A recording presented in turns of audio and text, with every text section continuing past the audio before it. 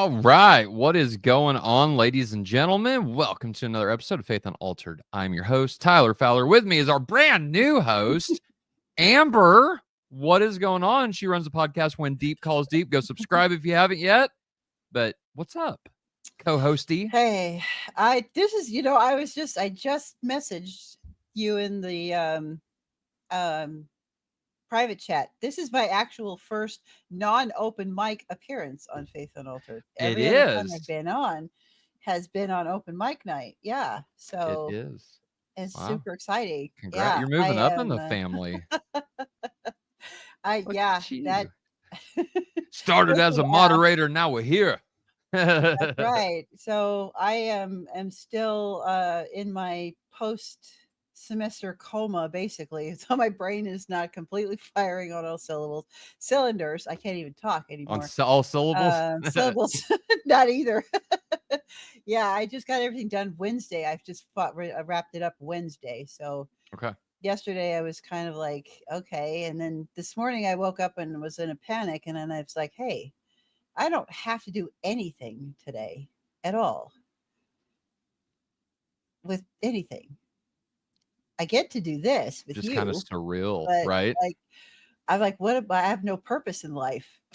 For the next 30 days, I have no purpose in life except hanging out with my friends on YouTube, and that's about Hey, it. Like, sometimes that's the best, man. yeah. Sometimes we got to do it. But not so you are our new co-host. Fire King just jumped in. I'm Mhm, gonna put him in here in just a second. But tell people, so mhm. for those who don't know, real quick, we are making a lot of changes at Faith Unaltered. We hired, I say, they're volunteering their time. Thank you, both of you, you and Courtney. But we got two new co-hosts, so Amber Marone and Courtney Trotter. And Courtney runs or partners with a gentleman, and they run Kairos Classrooms that have a YouTube channel. They have a website, and Amber used to be our moderator, now has moved up in the world, and she runs the channel When Deep Calls Deep. So please go subscribe to Kairos and When Deep Calls Deep. But we thought that it would be really, really fun to bring more people on board, whether it's behind the scenes or on camera with us. And so, what Amber and Courtney are going to do, and I'll let you give the details, Amber, but you guys are actually starting a new show / segment on Yeah. our channel. Do you want to go ahead and tell our listeners about that before we dive into some Fortnite? I'll talk about it just a little bit. Yeah, Yeah. um it's I think we have tentatively decided to call it Hebrew Bible Breakdown, and we're going to talk a lot about scholarship and Hebrew Bible, how to understand the Old Testament. We're going to talk about interpretation methodology. We're just going to get really nerdy about all kinds of really fun Old Testament and scholar stuff. So we're going to work into our network of scholars that we know and bring on people to talk about their work and talk about how to understand what scholars are saying and why does it matter. And so Hmm. it's going to be, I think, a lot of fun, and trying to help all of our Faith Unaltered family better understand how to approach and how to interact with scholars and scholarship. Yeah. Yeah. We was talking about that a little bit over the phone, and that's something that we did Yeah. not do on Faith Unaltered.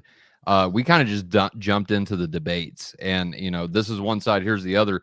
But like I was telling you on the phone, given all the presuppositions that really go into that and the methodology, Yep. we don't really explain that. We just kind of, here's the highlights, here's the points, and try to break down what the scholars are saying to our lay people, to those who don't want to, go in and read and go through a bunch of dissertations. And I get it. Like, I don't want to do that a lot of the time. And so, we just try to be that middle ground for people, but we did not do that methodology. So if you're interested in how scholars come to the conclusions that they do, Amber and Courtney are going to give a great rundown and breakdown about that. And a lot more also. So with that being said, I talked to Dane Von Ace the other day, Mm, and he is planning on coming back mid to late January. So y'all only have to wait another month to see Dane. It's been right. 4 now. We know everybody misses Dane. Dane's number one. But I did talk to him. It was last week. it might have been this week actually. Anyway, it was either last weekend or sometime this week. Whatever. But the point is Three Crowns is coming back, and I think I don't want to give any spoilers away or let Dane like change his mind about things, but I think he is going to be focusing more on practical application of religion. How do we pray? What should our walk with Christ actually look like? So he's still going to do some Trinity stuff, like Three Crowns is obviously a Trinity apologetic show, but at the same time, given his new career as basically a prayer warrior for K-Love Radio, he works for them and takes calls all day about people with prayer requests and things like that. And I think he's going to focus more on practical application. So if you have a prayer request, if you would like to come on and have Dane pray for you, like that's going to be options that are available whenever Dane comes back. Other things that we're talking about doing here while people are coming in is we want to open at least we want to do this. We've got Amber and I have been talking. We got a lot of plans for Faith Unaltered, y'all. But we would like to get a phone line to where people can actually call in to us. If you are the only way people can really communicate with us while we're live streaming is through chats or if they come on. And sometimes both of those options aren't available, where a phone call would be, it would make more practical sense to just give us a call. And so that's what we're going to try to do. We want to interact more with our audience. So we're thinking about doing like game nights, maybe FORTNITE. that might be coming up for our members. If you would like to join us in a FORTNITE night, then we can all get together and play FORTNITE or play D&D or whatever, right? David is a great dungeon master. I take that back. I played D&D one time. And I'm down for anything. Like, as long as it's fun, like, I don't care what we do.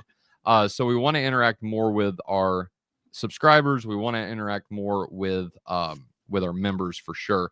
And also, last announcement before we dive in, before I bring Fire King on, we have finally, and we did it before the end of the year, which I am stoked about. Like, my goal was to hit 5,000 subscribers by the end of the year, and we surpassed that, y'all. And so thank everyone. Thank our hosts, thank our co-hosts, thank our content contributors, but most importantly, thank our members. We thank our subscribers. We thank everybody that's prayed for us, everybody that's even just watched a video. Like, we could not do this without you all. We could not. And so with that being said, the number right now, let me pull it up just real quick, is, let's see, right, 5,007. So I don't know if y'all can see that. It's blurry. I know. Blurry. Yeah. 5,007 subscribers, total subscribers. And we're not even at the end of December. So we're halfway through December now, not even. And so again, just from the bottom of our hearts, I know I made a post about it, but I wanted to tell everybody face to face, kinda, that we love you and we really, really thank you for making that happen. We're going to be doing a 5K sub club party.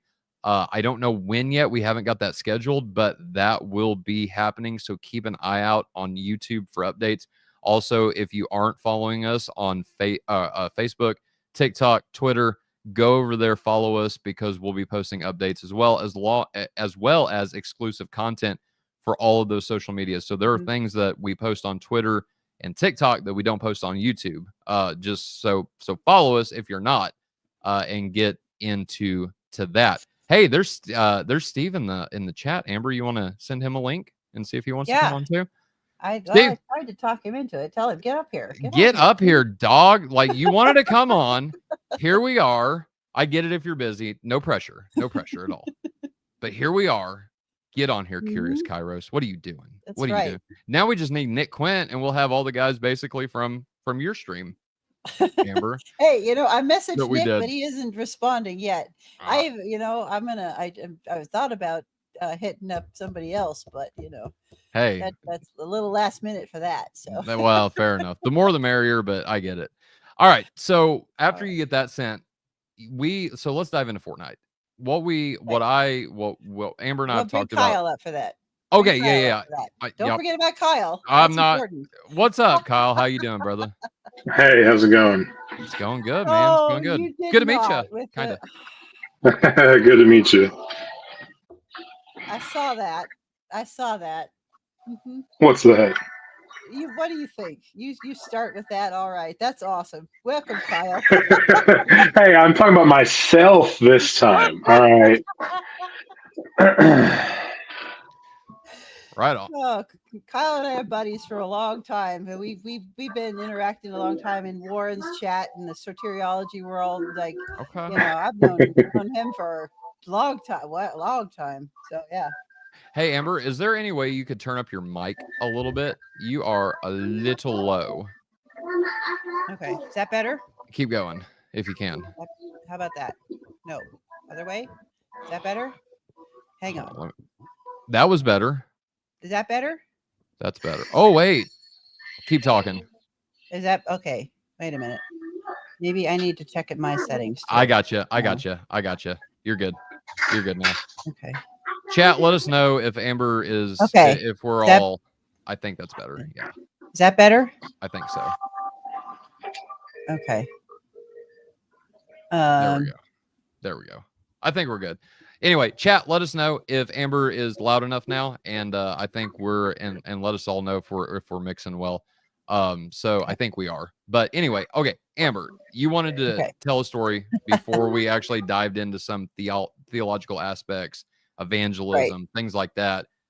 Go for it. What led you to Fortnite? And why are we talking about this? Exactly. Like, how in the world did I start playing Fortnite, right?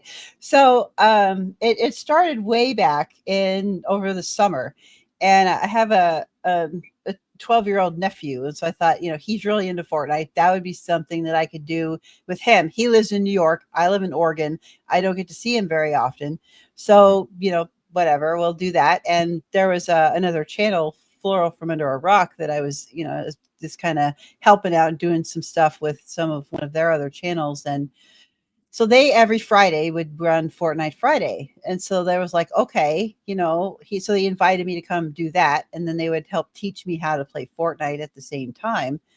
And so that just kind of ended up, then it just ended up to be really fun. And then I ended up with a crew of regular people that we played Fortnite with together all the time. And as we started doing that, then I wound up just really learning a lot of really surprising things. And then we ended up doing this episode because I had Tyler come on my channel, and we did an interview about his, your conversion from Calvinism to Orthodoxy and that journey. And that was a great conversation. But afterwards, I mentioned something to you about, learning theology by playing Fortnite. And that just really kind of started this, like, we got to talk about this because I want to know, how does that work? And it was fun watching your brain freeze when I said that, because you're just like, I was not expecting that.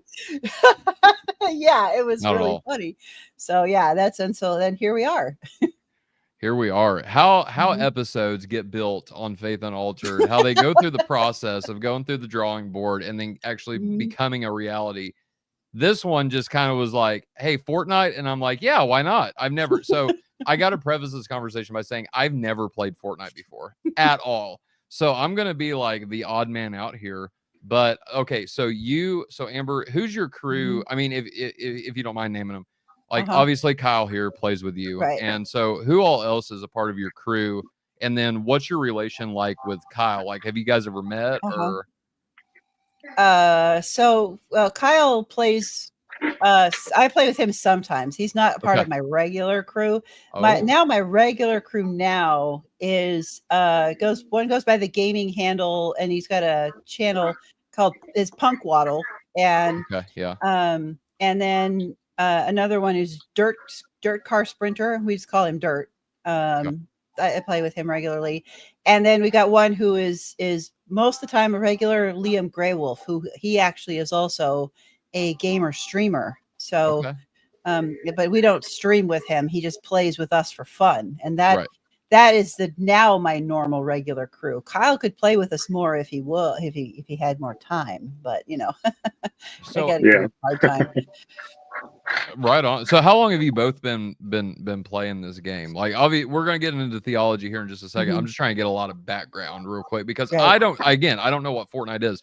I know what it is, but describe it for me. Like, make me go to the Fortnite world and experience it. Like, lay me out a story, guys. What is Fortnite? And then Amber and Kyle, if you've learned any theological like themes or anything like that, like let me know.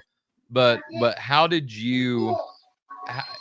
I guess my question is, what did you mean whenever we were talking and you said I learned theology from Fortnite? Like, what Okay. is that? Okay, let's start with what Fortnite is first. Yes. So, Fortnite is what's called a multiplayer game. Yeah. It's an MMP, I think, or I don't know. Kyle can correct me if I'm wrong on this because I'm not very fluent in the video game world because I only play Fortnite, Skyrim, and the old Dragon Age. So I that's played Skyrim. I used to play Oblivion, so I know Skyrim. yeah. Yep.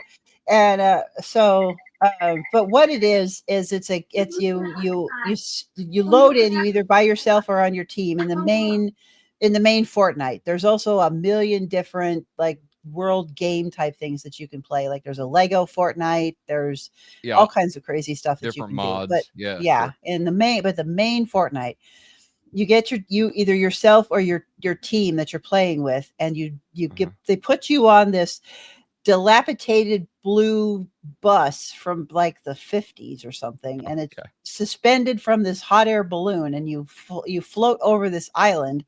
You pick where you want to go, and you jump out of this battle bus, go to where your location, and then it plays out like the Hunger Games. So you just have to be the last one alive at the end, but you don't have all the politics and everything involved with that. It's just survival of the fittest, Hunger Games kind of thing.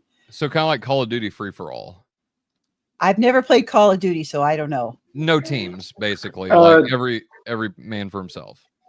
Yeah, you could say it's kind of like free for all, except that it's a much bigger map, and then as the game progresses, there's an area of accessibility that gets smaller and smaller and smaller until eventually it's a really tiny area. Okay. And everyone has to kind of fight each other. You can do it in teams or more free for all. Okay. So what's called solos would be more the free for all, or you could do teams of 2, 3, or 4, up to 2 teams of 4. And then over time, the what's called the storm closes in, and if you're in the storm, you'll take damage and eventually die. But the area of accessibility gets much smaller as the game goes on. Gotcha. Oh, okay. Interesting. Is that one of yeah? My question now is, I've played a lot of first-person shooter games, right? And given our thumbnail, and let me just my confession, this is totally AI, and then the cross that you see on the right, like it's just an element of Canva that I just threw in there just for the fun of it. So that's probably not, I mean, most of it is probably a real Fortnite, like, I don't know. Does that look like Fortnite? Kinda? It doesn't look too bad. It doesn't look, okay. AI did me good. All right, cool. So, okay, so I played a lot of first-person shooters. Now, what is something that separates Fortnite from every other first-person shooter out there? Oh yeah, for sure. Fortnite was definitely one of the biggest ones that. It wasn't the first necessarily to start the battle royale genre, is what it's called. The whole thing with the area of accessibility getting smaller. That wasn't necessarily the first one, but I think for sure combining it with the building and platforming aspect, where you can make walls and floors and whatnot in order to make structures in order to defend yourself. I think that kind of combination was one of the first big ones. Originally, Fortnite started as a more excuse me, open map, kind of more of a almost a zombie type game, a survival type game. They have another mode called Save the World, and that's actually where I think it originally started. And and that did pretty decent. But when they made this second mode, the mode that we're about to play is the battle royale, Mhm. that's what took off. That's what made it huge, and Okay. Save the World kind of is hanging in there by a thread, it seems. Okay. So it's battle royale's completely blown that by. Then it sounds like. Yeah, it's a big Okay. contributor to the battle royale genre. Yeah. All right. No, fair enough. Amber, is there anything you wanted to add? Yeah.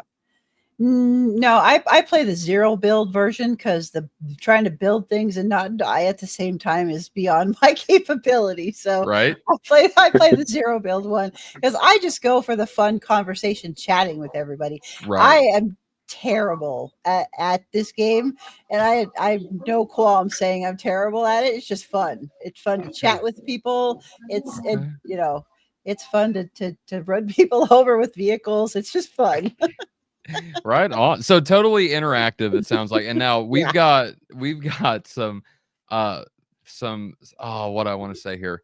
Amber, you have, if you still feel like showing us this, like I think it would Yep. be helpful. But we have Mhm. clips of, is it you playing Fortnite, Amber? The clip that I'm going to show is my friend Dirt. Okay, Okay. and this Okay. was towards the end of a match where we actually won, but it was from 2 seasons ago when there Okay. was chainsaws that you could use like What? chainsaws, and this is Seasons? epic. Yeah, there's What do you mean seasons, and seasons? What each is this? there's each their seasons. They go for like a month or 6 weeks or something, and they have a Okay. theme. Oh, So okay. this is from 2 seasons ago where it was I don't remember. It was like chainsaws and cars and all kinds of hairy like chaos and stuff. Right All right.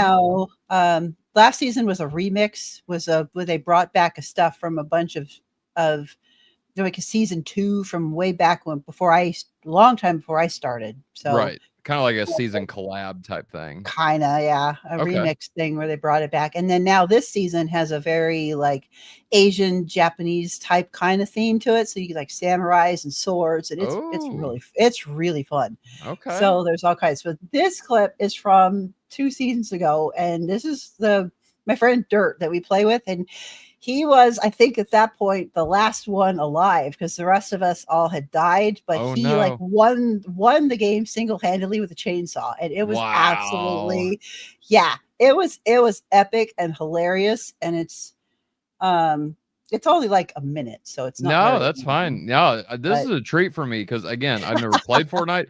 I've never seen Fortnite played. Like, I'm very curious to see mhm, this now. So, all right, I'm gonna add this to the stage, and let yeah, me just full screen it real quick. okay. And Oh I'm wait, gonna I full there screen we go. me. Hold on, just a sec. Mhm, There we go. All right, there go we ahead. go. Let's Okay, see this. this is, let me see. I don't know if I have the sound on, but we'll do the best we can here. All right, I'll let you With know. this. Oh, okay. Did you guys hear that? No. No. Okay. I don't know how to get the sound on. You don't need the sound anyway, but Okay. um Yeah, I'll throw in some commentary here. And he's there you sliding go. around the van, and there's a rock. Watch Yeah. out! Oh my gosh! What's he? What? What, dude? He's riding the chainsaw. Yep. Oh my god! What Roman was it? So Sparta. Oh. Oh my god, dude! He's going ham on this dude. Like they're both riding chainsaws around. It's like a sprint Yeah. car race. Ah! Yeah. Yep. Wah, wah, wah. Man, I wish I could hear what was going on. That'd be it's okay, but Zoom. I can just like imagine some of the sound effects. Like, are they kind of quirky Yeah. kind of sound effects, or are they They like, are.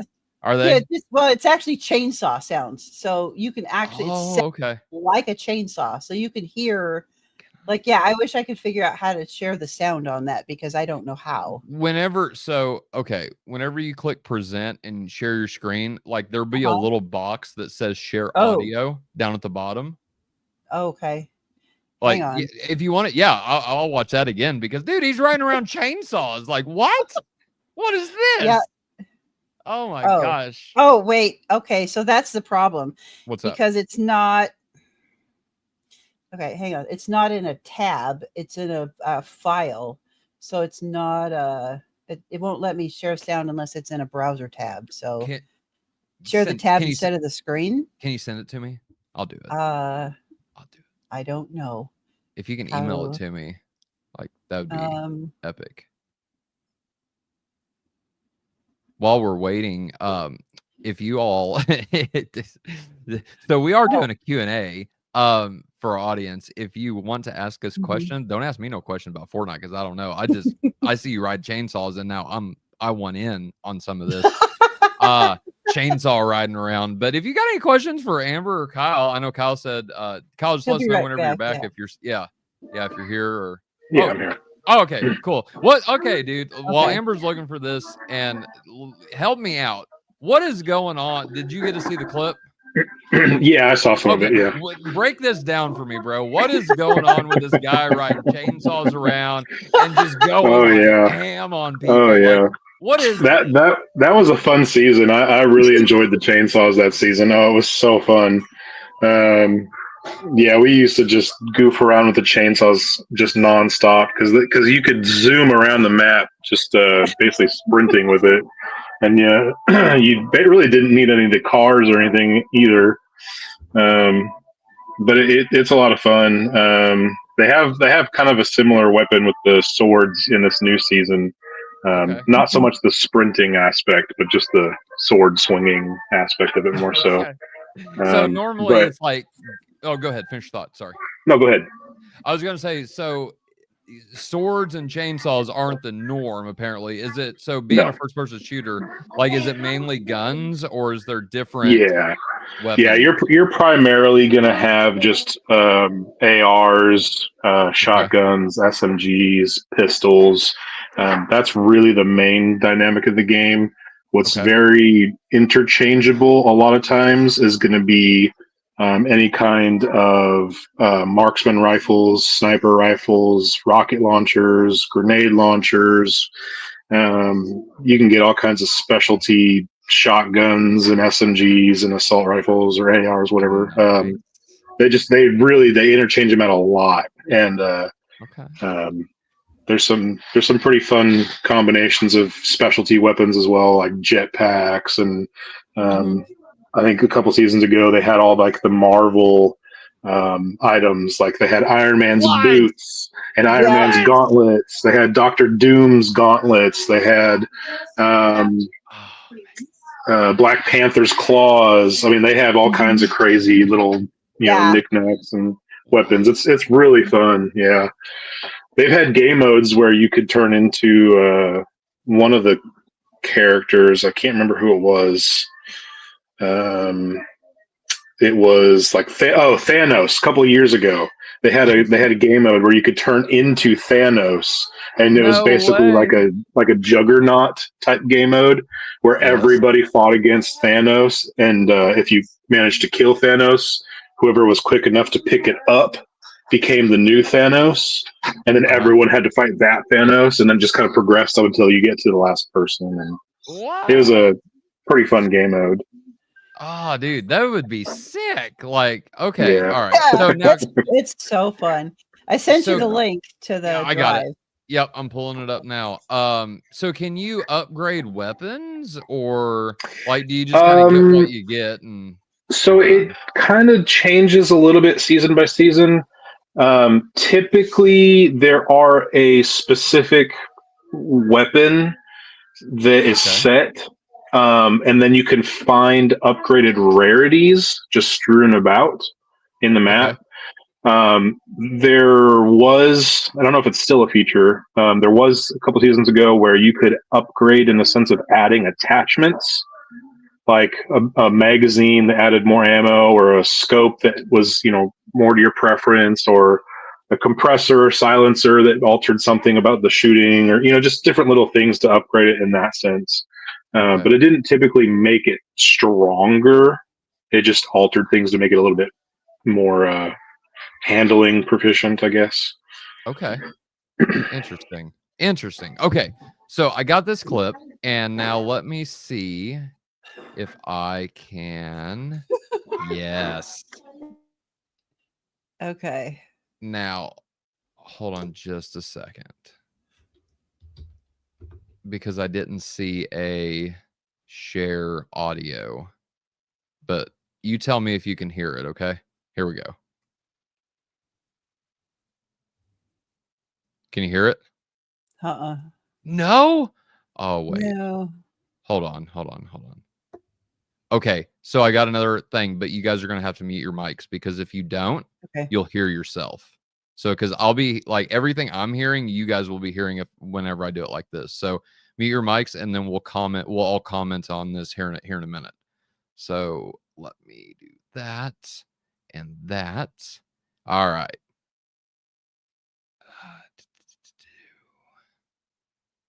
Oh, where'd it go? Here we go.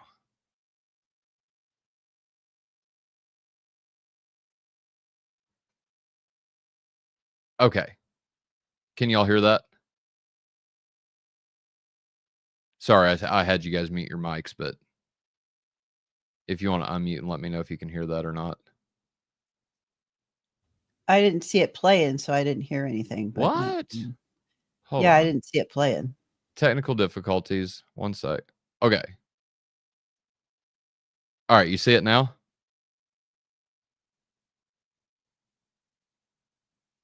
Yes? No? No, I don't see it moving. I just see. No, right. But you see Yeah. the Okay, Yeah. cool.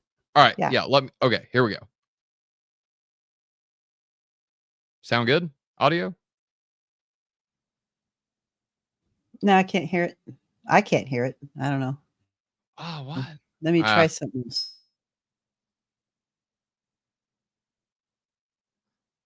I'm hearing it. It sounds great. That's so stupid. Hold on. Because y'all got to hear this. Like, this is, you're not kidding, Amber. It sounds like chainsaws.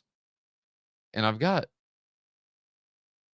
oh, there we go. Okay. All right. I got it now. Sorry. My bad. Okay. Don't show this. Got it. They're going to mute their mics. All right. Here we go. Last time promise.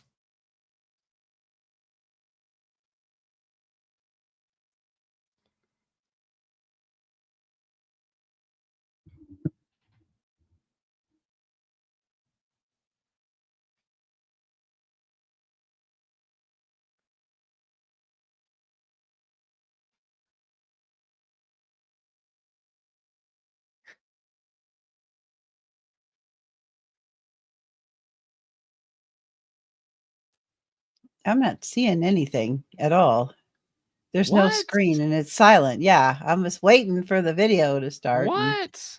Yeah. Oh my goodness. All right. Can you see that? Yeah, I can see it now. Okay. My bad. All right. Now it's the last time. JK. Now we can hear it. Okay.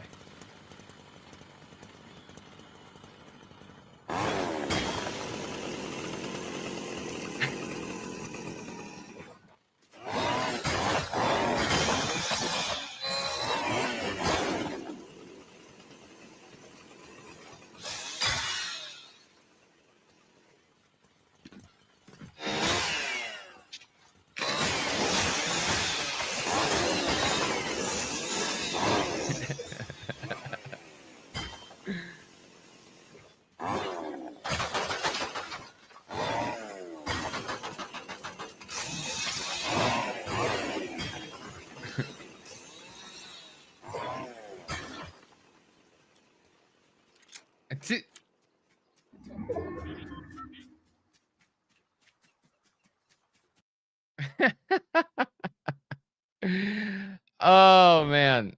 Okay.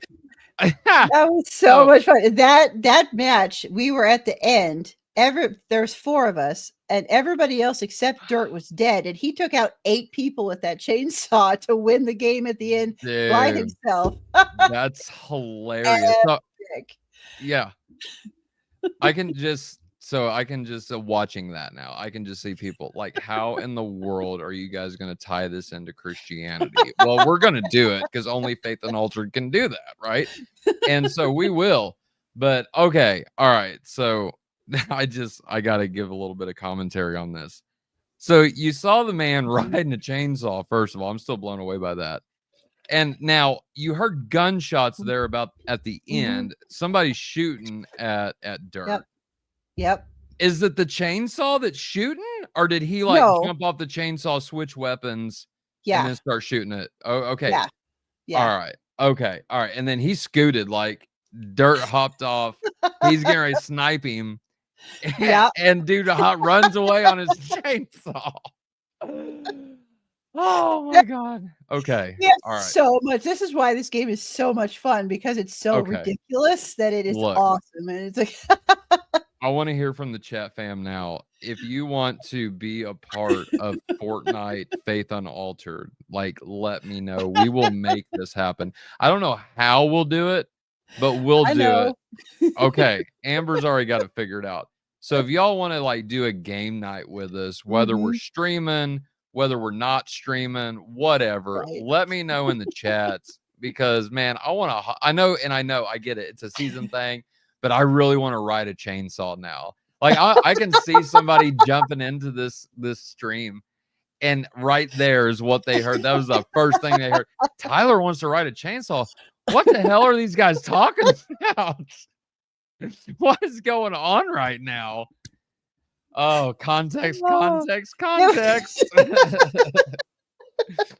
All right. Yeah, the chainsaws were part of that season there, but yeah, that's epic. Dirt is epic, man. I tell you, these guys that I play with, they are something else. You know, it's fun. I'm just basically there for comic relief to enjoy watching the show, because they are so much better than I am, and it's so much fun. Hey, look, there's Punkwaddle. He's joined in the chat. That's awesome. All right, so that's another StreamYard buddy, or Fortnite buddy. That's one of my Fortnite pals there, Punkwaddle. Yep. Now, okay, so I'm curious, Amber, before I like make a mistake here, if we get all these people on. So is everybody you play Fortnite with Christians, or a little bit? Okay. No. Okay. All right. No. All right. So then attributing to maybe this conversation, whenever we get into the theological aspect of it, might not be for everybody then. Right. Is that fair? Okay. All right. Fair enough. Okay. So so Kyle's back, and I want to get your take on what, like, explain to me what we just saw. I think I know what we saw, but is there anything I'm missing? Like, I saw the wings on dude's back. Like, what's that all about?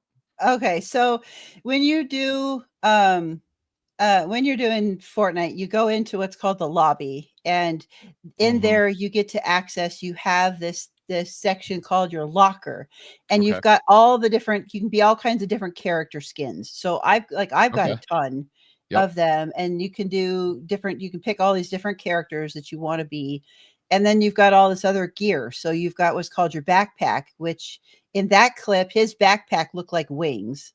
So you know, I've got one that looks like a computer. I've got one that looks like a little like Japanese cat with a giant samurai sword in it. I've got like there's a bunch of these kinds of it's not exactly Hello Kitty, but it looks very similar. So you can do all kinds of fun stuff with that. Then you can there's one where you can change the stuff on your weapons, so you can customize what your guns look like. Yes. So like right now mine's got a winter theme one on it, so it's got all these cool like snowflakes that are flying all over my guns when I'm playing my stuff. I'm trying to remember. You could then there's when you jump out of the battle bus before you get to the ground, you have what's called a glider that helps you not die before you crash on the so you can like I have a bunch of them, but right now I use a frost dragon. So I'm on this Chinese looking frost dragon that's like screeching and roaring and making all kinds of noise, and it's just it's really fun. So so that you can customize so much stuff in this. You can ride a frost dragon? Is that what you said? Yeah, I have a frost dragon that I ride. Yeah. What? It's like World of Warcraft. Like I used to play WoW all the time. Like I got heavy into WoW. Like spending a whole paycheck on WoW. I lived with my parents at the time, but still $500 in 2 weeks. Like, yeah, I know that's not a lot of money, but I did one time, maybe more than once, spent a whole paycheck on WoW. So I was riding dragons around in WoW, right? And like that makes me want to go back or play this. Okay, so okay. I'm just blown away by this. I'm sorry. It's okay. Okay, I'm just trying to take it all in. Kyle, is there anything you wanted to add? Look, Fire King, is there anything that you wanted to add to Amber, what she said, while I try to collect my thoughts here a little bit? Like, I'm so blown away by this. This is awesome. Why haven't I gotten to this yet? Go ahead. Well, a lot of it's just really the cosmetics, but I mean they keep adding some really cool cosmetics in this game. Okay. I mean I'll show you whatever skins I've got if you're interested in goofy ones I've got. But I mean you can be a shark guy, you can be a little alien thing, you can be a Christmas tree cat looking thing. I mean there's just all kinds of crazy accessories and stuff you can wear. Hey, it's Christmas. Can you be an elf on a shelf? I don't think they have that one specifically, but there are Christmas themed characters, yes. Okay. So if Tyler, I sent you a second clip if you want to put that up. Oh, it's what the lobby looks like. And there's also things that are called emotes. So you get to do like dancing around and different expressions with people. So this was us dancing around doing emotes in the lobby, just messing around. So here we go. Okay. Well, now that I've got this figured out, oh wait. Google Drive can't. I don't care. I don't think Amber's gonna send me a virus. That'd be silly. That'd be goofy. I would not do that. No. Not okay. today, anyway. All right. We are done. Okay. So let me boop. Wait, did I do the wrong one? Right there. Wait, is this it? Or is this homie running around chainsaw again? Okay, that's him running around chainsaw. Hold on just. The other one I sent you should be 11-02-05-55-47. That's the 47. Yeah, that's yeah. Oh, there it is. There it is. Okay, I got it. All right. So let me. So this is Punk and Dirt and I just messing around with our emotes in the lobby while we're waiting. We're just messing around and waiting. Okay. So that's what this is. Let me pull this guy up, and then, oh my God, oh my God. Okay. All right, y'all got to see this. Okay. Present, share screen, entire. Yes, I want to share my audio. I don't know why I got to click that every time. Share. And okay, y'all can see that. So let me and then after this, I promise, because I know there's people here like waiting. How you guys going to connect Christianity into this? We're going to get to that here in just a second. I promise y'all. Yeah, we'll get there. Got any questions? We will. Hilarious. It's a slow burn. All right. We're not just going to dump all the gas on the fire at the get-go. We got to take this in. I got to take this in because this is awesome. Okay. So y'all can see my screen there. Let me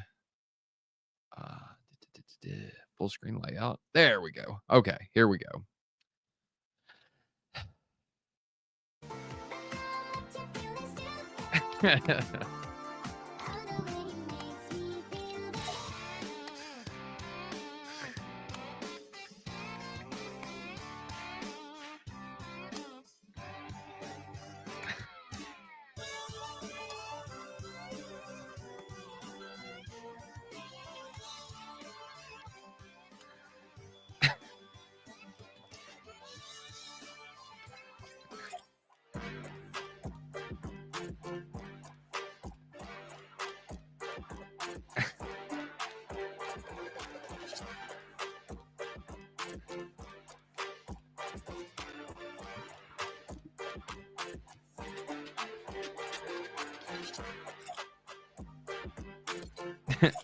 Yeah, you can end that anytime at this point. It's just messing around, but dude, okay, so all right.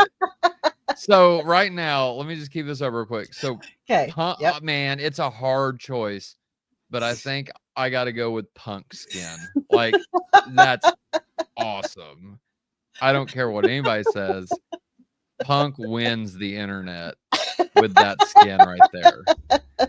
That's pretty epic. I'm hooked. Like, I've never played this game and I'm hooked on it already. So describe, what did we see there? What the heck? Like, what are these people? Like, who are you people, man? Like RC Sproul would say, what's wrong with you people? That's just us being silly in between matches. Okay. So we'll get in there and we'll get, new emotes and test them out, or just we're just chatting in the back, just about stuff and life and nothing, and then we're just playing around, testing out emotes, and just that's just some of the fun between the game matches that happens when you've got a regular crew that you're just buddies, and you're like, hey, check this out, and we're for like the jump rope thing, sometimes we have fun trying to synchronize our emotes. Yeah, so we're all doing that's what I was gonna say. And y'all were on point. Like, I think everybody was synced up at that with the jump rope. And so, wow, I was digging the beat, like listening to the music. Like, that was pretty epic. Like, it made me want to go like party on Fortnite, y'all. God, I'm such a nerd. Yeah. And you can even do that during the game too. Sometimes we will oh yeah, you kill everybody with a chainsaw, you might as well jump rope on them. Why not? Right? Well, and the other day, it was the weirdest thing. Nobody that's played this game for a while has ever seen this, but we ran into another team that, because they were emoting with us, and doing like the dance stuff, we ended up running around for most of the game together, just having fun, driving cars and having a dance party. We were having a Fortnite dance party until we got ambushed by somebody else and died. We were having a blast. I mean, it is a blast. We have so much fun just being crazy. I want to show people these skins again. So I'm going to pull this up real quick, Amber. Describe to me what all these skins are. And Kyle, if you want to jump in on this too, let me know. But okay, so, and I won't play the video, but I just want to share. Let's see here.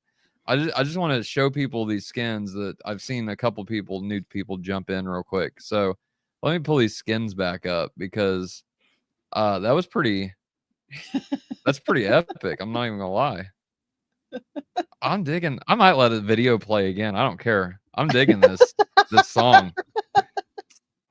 So that Country.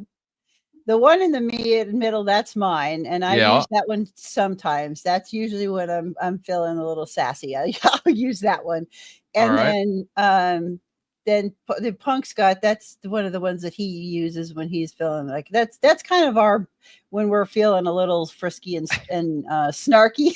We'll pull those out.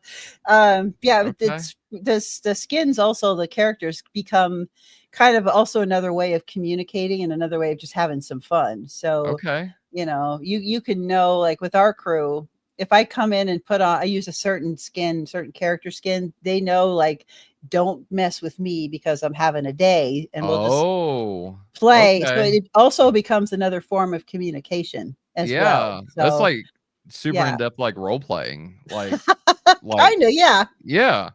Okay, right on. So is Punk like a zombie, or like is that just a mask? That was from that 2 seasons ago, from the Halloween stuff. So he was it was a skeleton Punk with I love his 3D glasses, just random 3D glasses. Like, why not, right?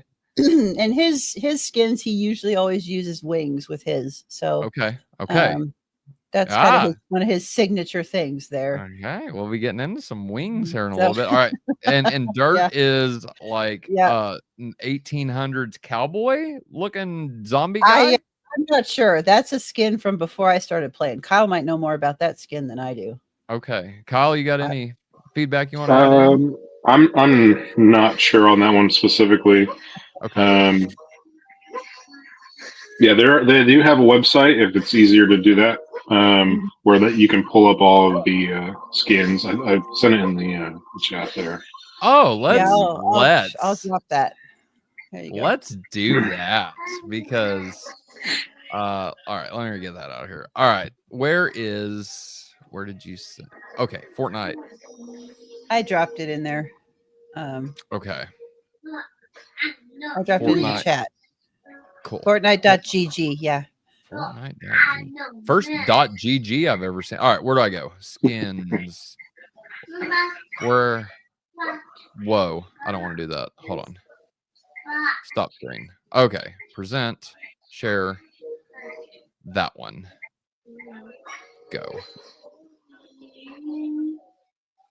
And boom. Okay. Maybe. There we go. All right, where do I go, guys? Yeah. How do I get So- skins? Yeah, you're gonna go to shop, I think. There. That's what the map looks Okay. like when we go play. And then go to shop and it'll show you like these are the skins. Oh, they added some new stuff. That's awesome. So that's the sweet. general map. New Okay, skins. yep. Woohoo. All right. So skins. and then you can go in and then you can just like, and there's ways to get free ones too. I don't remember exactly how. But okay. or yeah, but So yeah, these so are those are different. emotes. Those are emotes. Yep. So you got all The kinds 2C of slide. all kinds of crazy stuff going on with those. And then if you keep going, you got like all kinds of skins there. So you can John be Wick. like John Wick or What? Yeah, You can be the Incredibles. Incredibles? Yeah. No. There's Doom. all kinds of Okay. yep. Oh, Christmas ones. Those weren't out when I was playing earlier today.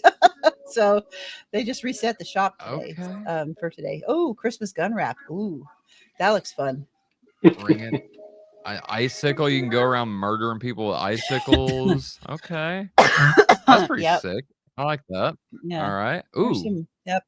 that's pretty cool. A paper Yeah. airplane. What would that be Yep. used for? Like, is it a bomb? No, that's your glider to get to the ground. Oh, So you don't okay. die You ride jumping it? out of the battle bus. Yeah, you ride You it. can ride Yeah. that paper airplane? Yeah. Oh my god. Okay. Shelly. What Yep. is Shelly? Yep. She a mount? That I don't know. What is that? Is that a backpack? That might be a backpack. I'm not sure. I haven't Okay. seen the shop today, so I don't know what's in there.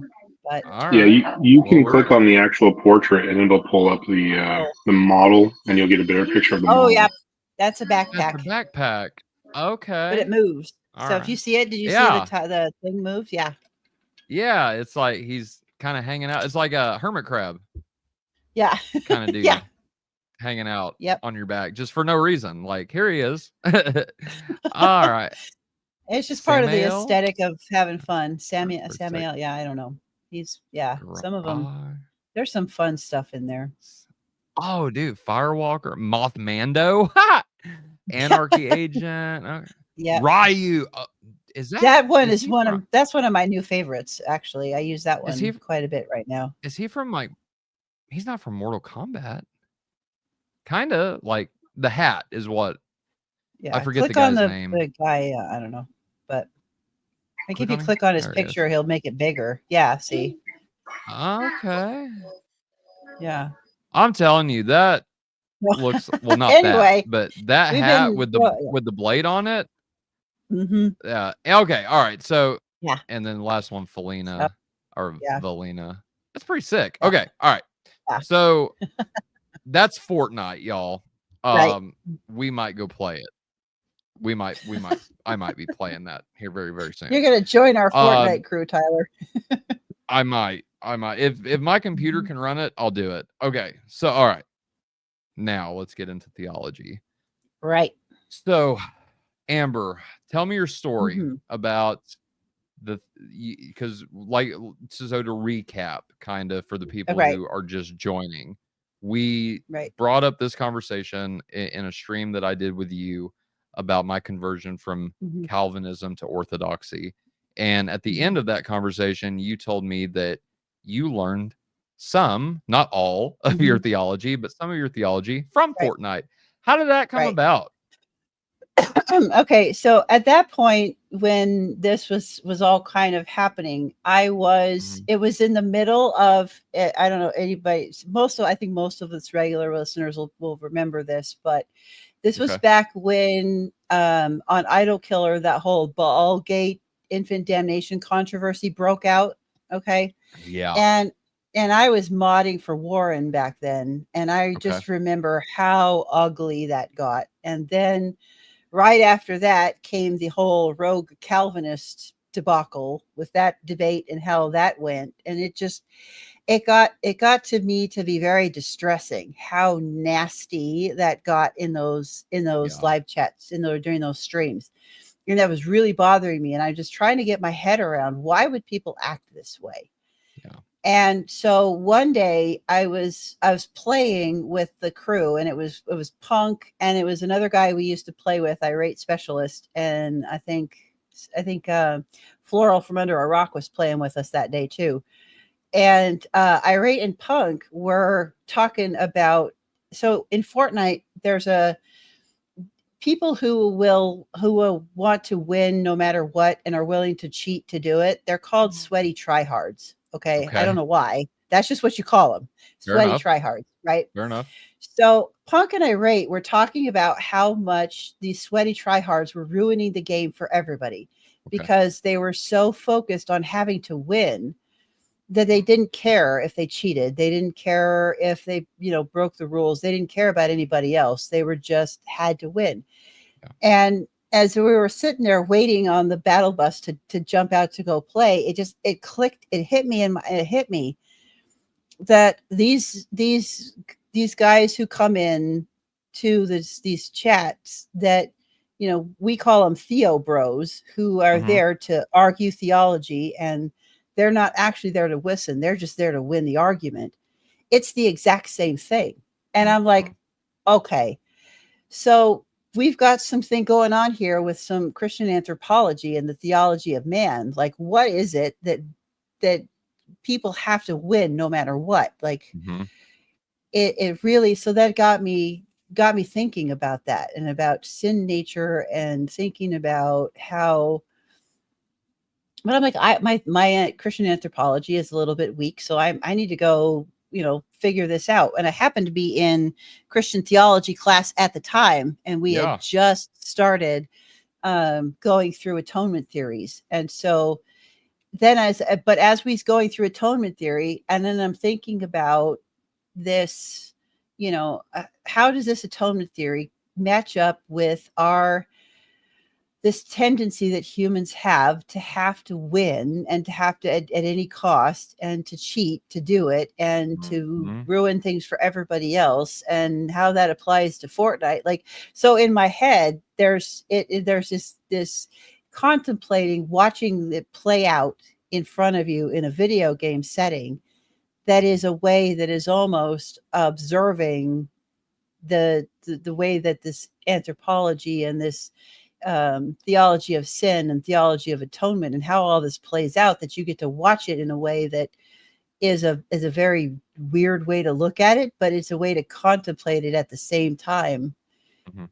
in how it mirrors the behavior. It's a pattern that just continues in all of these things. So in asking and try to understand the behavior, and try to understand different things, or like we'll get into later, some of like the end of seasons, you get these epic battles for, that look like, epic battles for good and evil, or the replay of something that's very apocalyptic. Yeah. Like, how does that make me, so in these video games, how does that make me have to stop and think about my own theology, and what do I think about this, and what do I think about sin nature, and think about the end of the world, and how do I, so for me, that's how that whole thing started. It's funny you say that, because what I was just thinking about, and what we'll dive into here in a little bit, is so as Christians, we believe that everyone, no matter if you're the worst sinner in the world or if you're the most righteous saint that ever lived, we're all Mhm. made in the image of God. And so there are certain characteristics that each of us will display. And I thought it would be really fun to talk about different themes within Fortnite that reflect the image of God, that intentionally or unintentionally the developers put into the game. Like I said, whether they knew it, whether they were thinking about it, whether or not, all of these different themes tend to pop up in stories, in video games, in movies, books, whatever, any kind of narrative that we have, that we're engaging with. there are certain themes that will just pop up and you don't even think about them, right? Mhm. Like, for example, respawning, right? Mhm. Is that not I don't want to say archetype. Archetype would be the resurrection, right? But is not respawning a type of resurrection, right? Mhm. And I'm sure these developers, I don't know the Fortnite developers like at all. Maybe y'all do. I don't. But whenever you put in that, like I said, they probably aren't thinking about, well, Jesus rose from the grave on the third day, and everybody else will rise from the grave too. We see that. We see that in Call of Duty. We see that in any kind of multiplayer game where you can die, right? You will respawn. Uh, Even in like Dark Souls, for example, if you die, you respawn with nothing, but you respawn. And so the concept of respawning is a type of resurrection that a lot of people don't see, or that don't even recognize. It kind of just flies Mhm. over their head a little bit. um and then, with the idea like what you were talking about, end of seasons, epic fight battles, I mean, that's eschatology, right? Yep. What does Revelation say is going to happen? What is the Old Testament prophesied about for so long? Right. The Jews are getting ready for the Messiah, the Israelites are getting ready for their Savior. And now, because he's came, right, we know that Christ will come back to rule, to reign, and on earth, right? And so, with that being said, this idea of an epic fight, an epic doing away of one thing over the other, right? That is, I think, a beautiful example that maybe we don't see or we do see in movies that we just don't think about, of the return of Christ. Yep. Now, if you watch things like Narnia, or like oh, it's escaping me, J.R.R. Tolkien, man, Lord of the Rings, Lord of the Rings. you Yeah. expect to see Christian themes in that, right? Yeah. Obviously, Tolkien being a Roman Catholic, and C.S. Lewis being Anglican, they are obviously going to put in themes. But because the point I'm trying to make in all of this, and then Amber, I'll let you respond, and Kyle, if you want to jump in, please feel free. But the point I'm trying to make is, because like we are all made in the image of God, people aren't expecting that, and it really takes not quite detective work, but just a keen eye, knowing theology, knowing what the Bible says, and knowing what the church has Mhm. taught for 2,000 years now. Like, if you envelop yourself within that, right, within that, Mhm. then you start seeing these themes pop up in things like Fortnite, or things like Charmed, for example. My wife, Mhm. she loves the old Charm, not the new Charm. The new Charm's apparently sacrilegious to old Charm watchers. I don't know, but she hates it. But the old Charmed, you can see Christian themes within that, even though it's a movie Mhm. or a series about witchcraft, right? Like, there's Yeah. still themes within Christian, or with that developed within Christianity and Judaism, that we still bring into our stories. Why? Because they tell a great story. I wish Josh was here, because he's very, very into, and him and Garrett Yeah. just did an episode on narrative structure and different themes. Like, you see that. But Amber, does that make sense what I'm trying to say? And then if there's anything you want to add to it, Mhm. please feel free. Yeah. I think Punk's going to join us too. Yeah, come on. So, yeah. So I think too that goes into Exactly. the fact that we are all living in the Tolkien and Lewis both talk about the ultimate story of the Mhm. Bible. Good wins. God wins in the end. It's a Christus Victor, the the victory of Christ over the kingdom of darkness. Like it Right. that is built into the reality and the world that God created. And so, because we are image of God, that is going to come out in the things that we create. So, Mhm. Exactly. as mirrors of our creator, those themes are going to come out whether we realize them or not, whether we are Christians or not. There is Mhm. that bigger theme in things. So yeah. And so here's Punk. Here's my friend Punk Waddle plays with me. So What's up, welcome, Punk. punk? Hey, You got how's my it going? favorite skin for sure. Like you win. Well, thank you.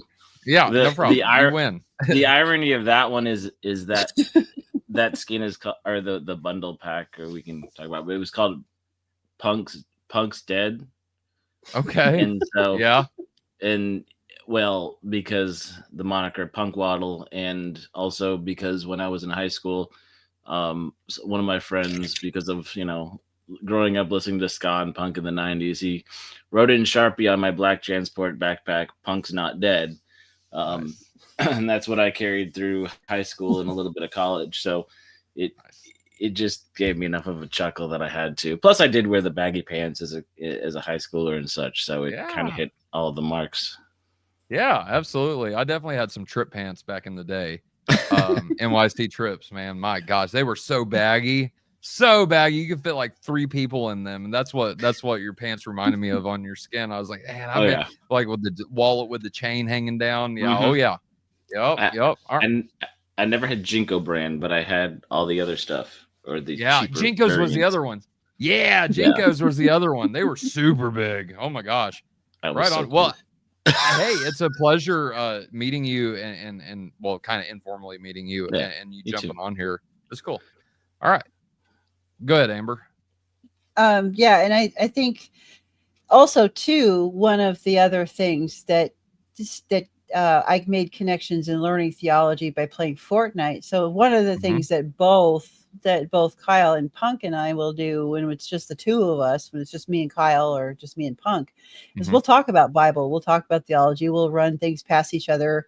I talk about stuff I'm learning at school, and they'll ask questions, and we just bat things around sometimes. So, it gives us another extra space Uh-huh. to just kind of explore these things and run things by each other, and just You know, a conversation piece to do that.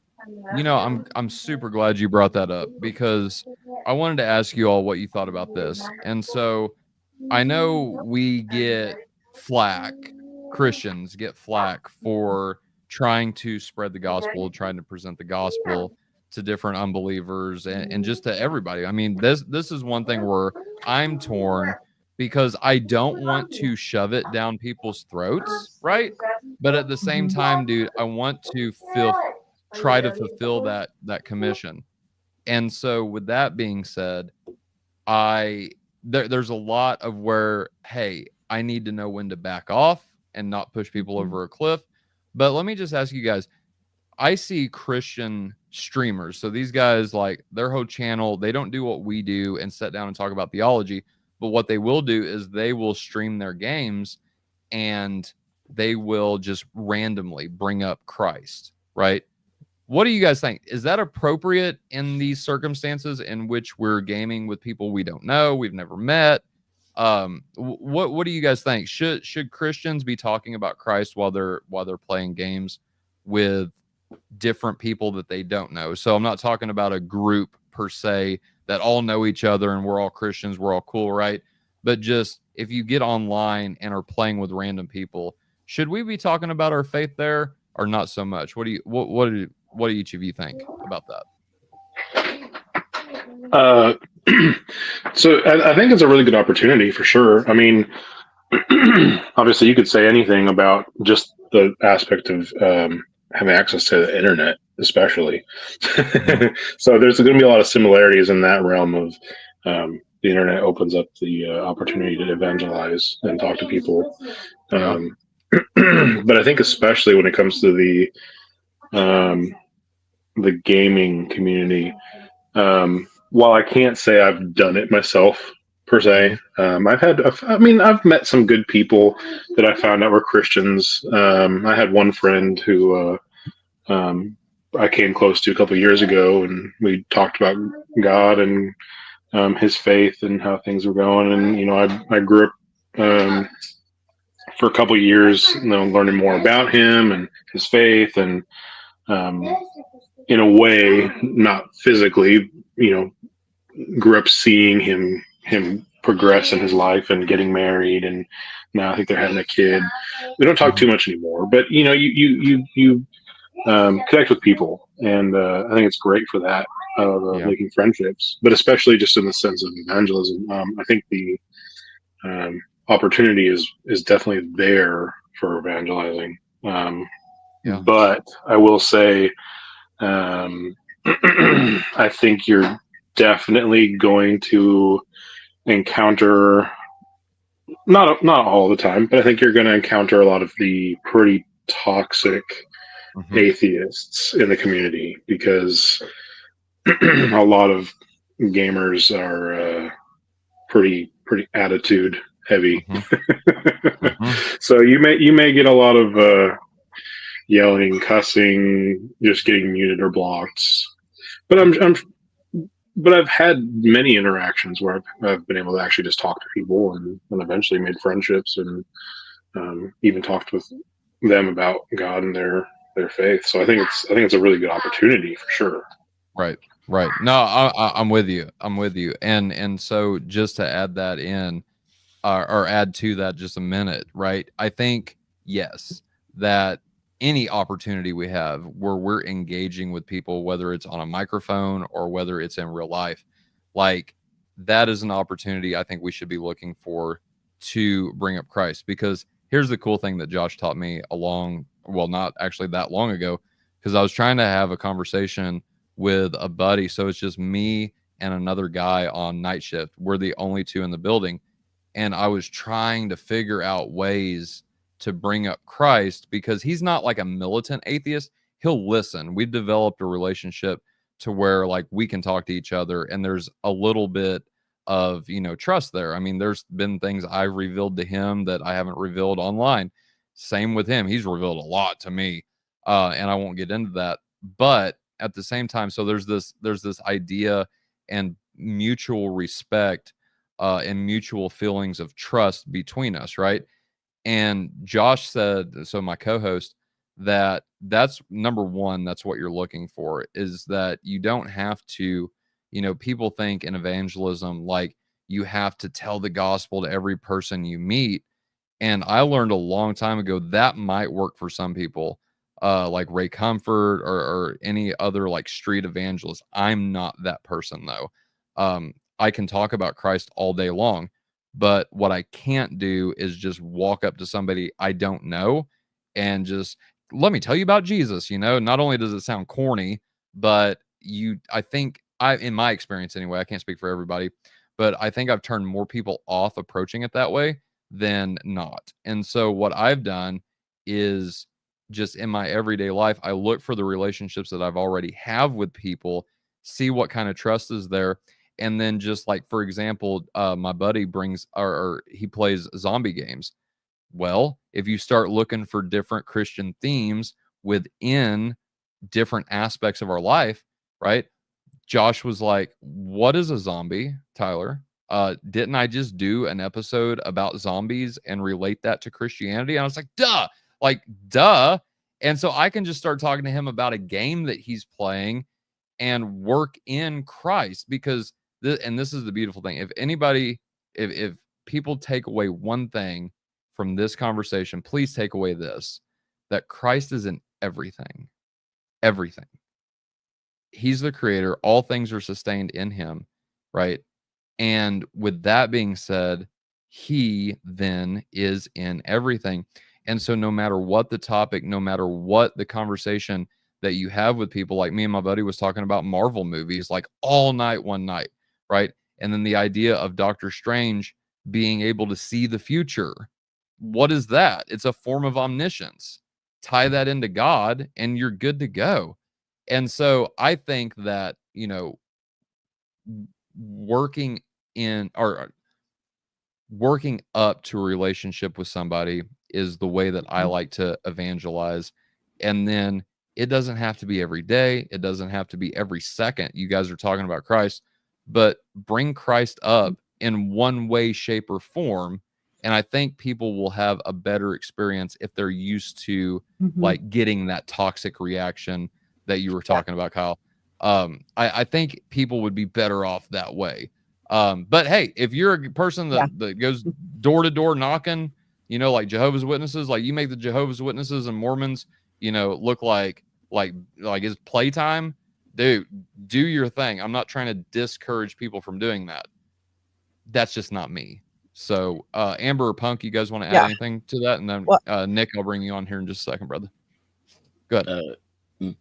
Yeah, well, I wanted to say the reason I wanted Punk to come on was to talk about this very thing, because he spends a lot more time in the game streaming world than I do. And he had several conversations about how Christians present themselves in the gaming world and the controversy that's going on right now in that streaming community. So Punk is the guy for this conversation for sure. Well, I'll jump into the whole. So, and like you said, personality wise, it's some people are really good. I was never the go hand out tracks and talk to people. And there's the theological issues of tracks sometimes, and just throwing paper that like Mitch Hepburn said, here, you throw this away, sort of thing. But and I also I majored in sociology, so like the establishing the baseline, getting to know people, getting to just interact, I always like the idea of a participant and observer, just getting to know a system, getting to know a place, and like just a background, I did music, played in some bands, garage bands. I tried to do theater in high school, and then when I went to college, I realized that was not really what I wanted to do, but I did tech theater stuff. So being in the entertainment, and that was a weird thing, being in theater and trying to figure out how to be a Christian when that was let's just say the theater that at the college I went to, theater people say they're kind of weird, right? So perspective wise, and so there's just you have so many people that just want to, in the entertainment sphere, just want to push the boundaries. What Amber was just referring to is there's a lot of things going on currently in the video game industry right now, that there's government backed things that are failing because they're pushing a certain agenda, or the woke, or whatever you want to call it. Right. But they're not focused on storytelling, and they're kind of, and being a casual gamer that I am, there's a lot of games that I enjoyed because of the story, and that's the thing where Fortnite comes into play, because Fortnite's been around. They just had their 7th anniversary, right? Nice. So 7 years running strong as a online battle royale was the base, because if you look back on that, at the very beginning, they were doing this other mode, which they've kind of come back, called Save the World, where there is stages, but because the battle royale model was such a big thing at the time, they just jumped headfirst into that. I mean, literally, with the flying with the battle bus, and you have to have your glider to land on the map, like with all the other things. And at that point, there were tons of them, but the way that it's interesting how they have seasons and chapters, so different themes, and the island is ever evolving. There's a storyline you can follow, but it's to me the thing that the reason I started choosing to play the Fortnite with friends is because it's the same way that streaming and being on YouTube for the last couple of years has been a huge outlet for a lot of people that were stuck at home. It's this way to establish a community, whether you're in a small town or just trying to find people, because it's difficult. Like Amber was saying, it's instead of picking up the phone and calling somebody, or hopping in, let's just open up StreamYards in a back channel. You have this game, with different modes now. You've got the Lego mode. You can play Battle Royale, and you some days you just want to talk to somebody while you kind of fidget, right? Yeah. And just talk about stuff. And it's free to play. So you can spend, they have the pass system, and you can spend as much money as you want, but technically it's free to play. There is a large group of people that play it. But trying to collect my thoughts here. Yeah. But good. I think, well, I'll get into that in a second. But it's also ironically one of the few. I mean, if you take the fact that they've been doing this online gaming model, and now they're slowly, like literally world building. Like Disney invested a whole bunch of money, which is why you're seeing more Disney skins, and there's talk of having Disney have its own like little mini metaverse world in a Nice. game mode. Yeah. But so they just did the battle royale, and now they're expanding it out. Instead of, there's a lot of video game companies that have been saying for the last year or two, it's all going to be online. You're just going to take what you get, yada yada yada. But ironically, Fortnite and Epic have been the ones who have been doing it well for so long. And like you said, because it's ever changing, ever evolving. They're adding. Now, some people might complain there were too many collaborations this year, but you're getting all this pop culture inserted into it. So you can play the same game, you can stay relevant, you can have fun, you can goof off with friends. But I think the other thing I wanted to touch on real quick is, like, as far as the, I don't know, evangelizing, or just because gaming is, and like I used to play World of Warcraft with friends too, like LAN party style, but you'd have the chats, or back then you could have Discord if you wanted to. But now that the fact that we have the in-game chatting, so that adds that dimension of, I don't have to worry about typing anything. We're just talking. But how people, like, and Amber kind of made a note of this too. Like, there are some days you just want to blow off steam. You just want to go run around and blow things up in this, surreal, silly, absurd environment. Like, the studies have said that, maybe video game violence doesn't cause actual violence. Especially when it's such a silly, absurd world that, when most of the characters are like unicorns or the beef boss, or, are you riding around chainsaws? Yeah. Like, like all these fun little things, but like just being able to share that space, and then, like figure out being consistent, like you said.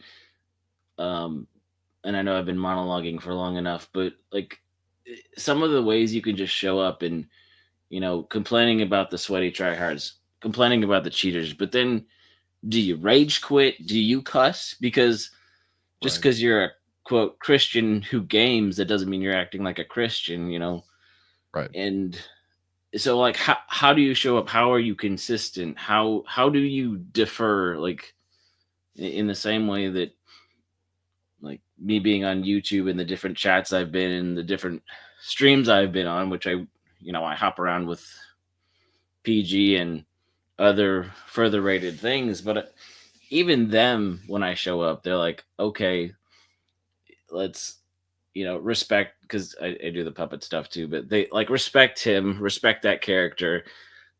The way I consistent, where the people who have met me in real life, that I show up in a way that's consistent, that my presence there affects the whole group. And I don't know, it's quite interesting just to show up in places, and I don't know, it's a lot of fun. And I'm trailing off, so somebody else talk. No, you're good. You're good, bro. And here's the thing. So I wanted to save this, but since you brought it up, Punk, like, I think that this is a really good segue into living like Christ, because the thing that I realized about evangelism not that long ago actually was our actions can speak a lot louder than our words sometimes, right? And so you just being a light, you not fall, and I felt at this so many times, whether it's been online or in my private life, or even in just IRL, right? I have not acted like Christ, and every time that happens, I shoot myself in the foot, and I regret it. I confess that sin, and I try to be better.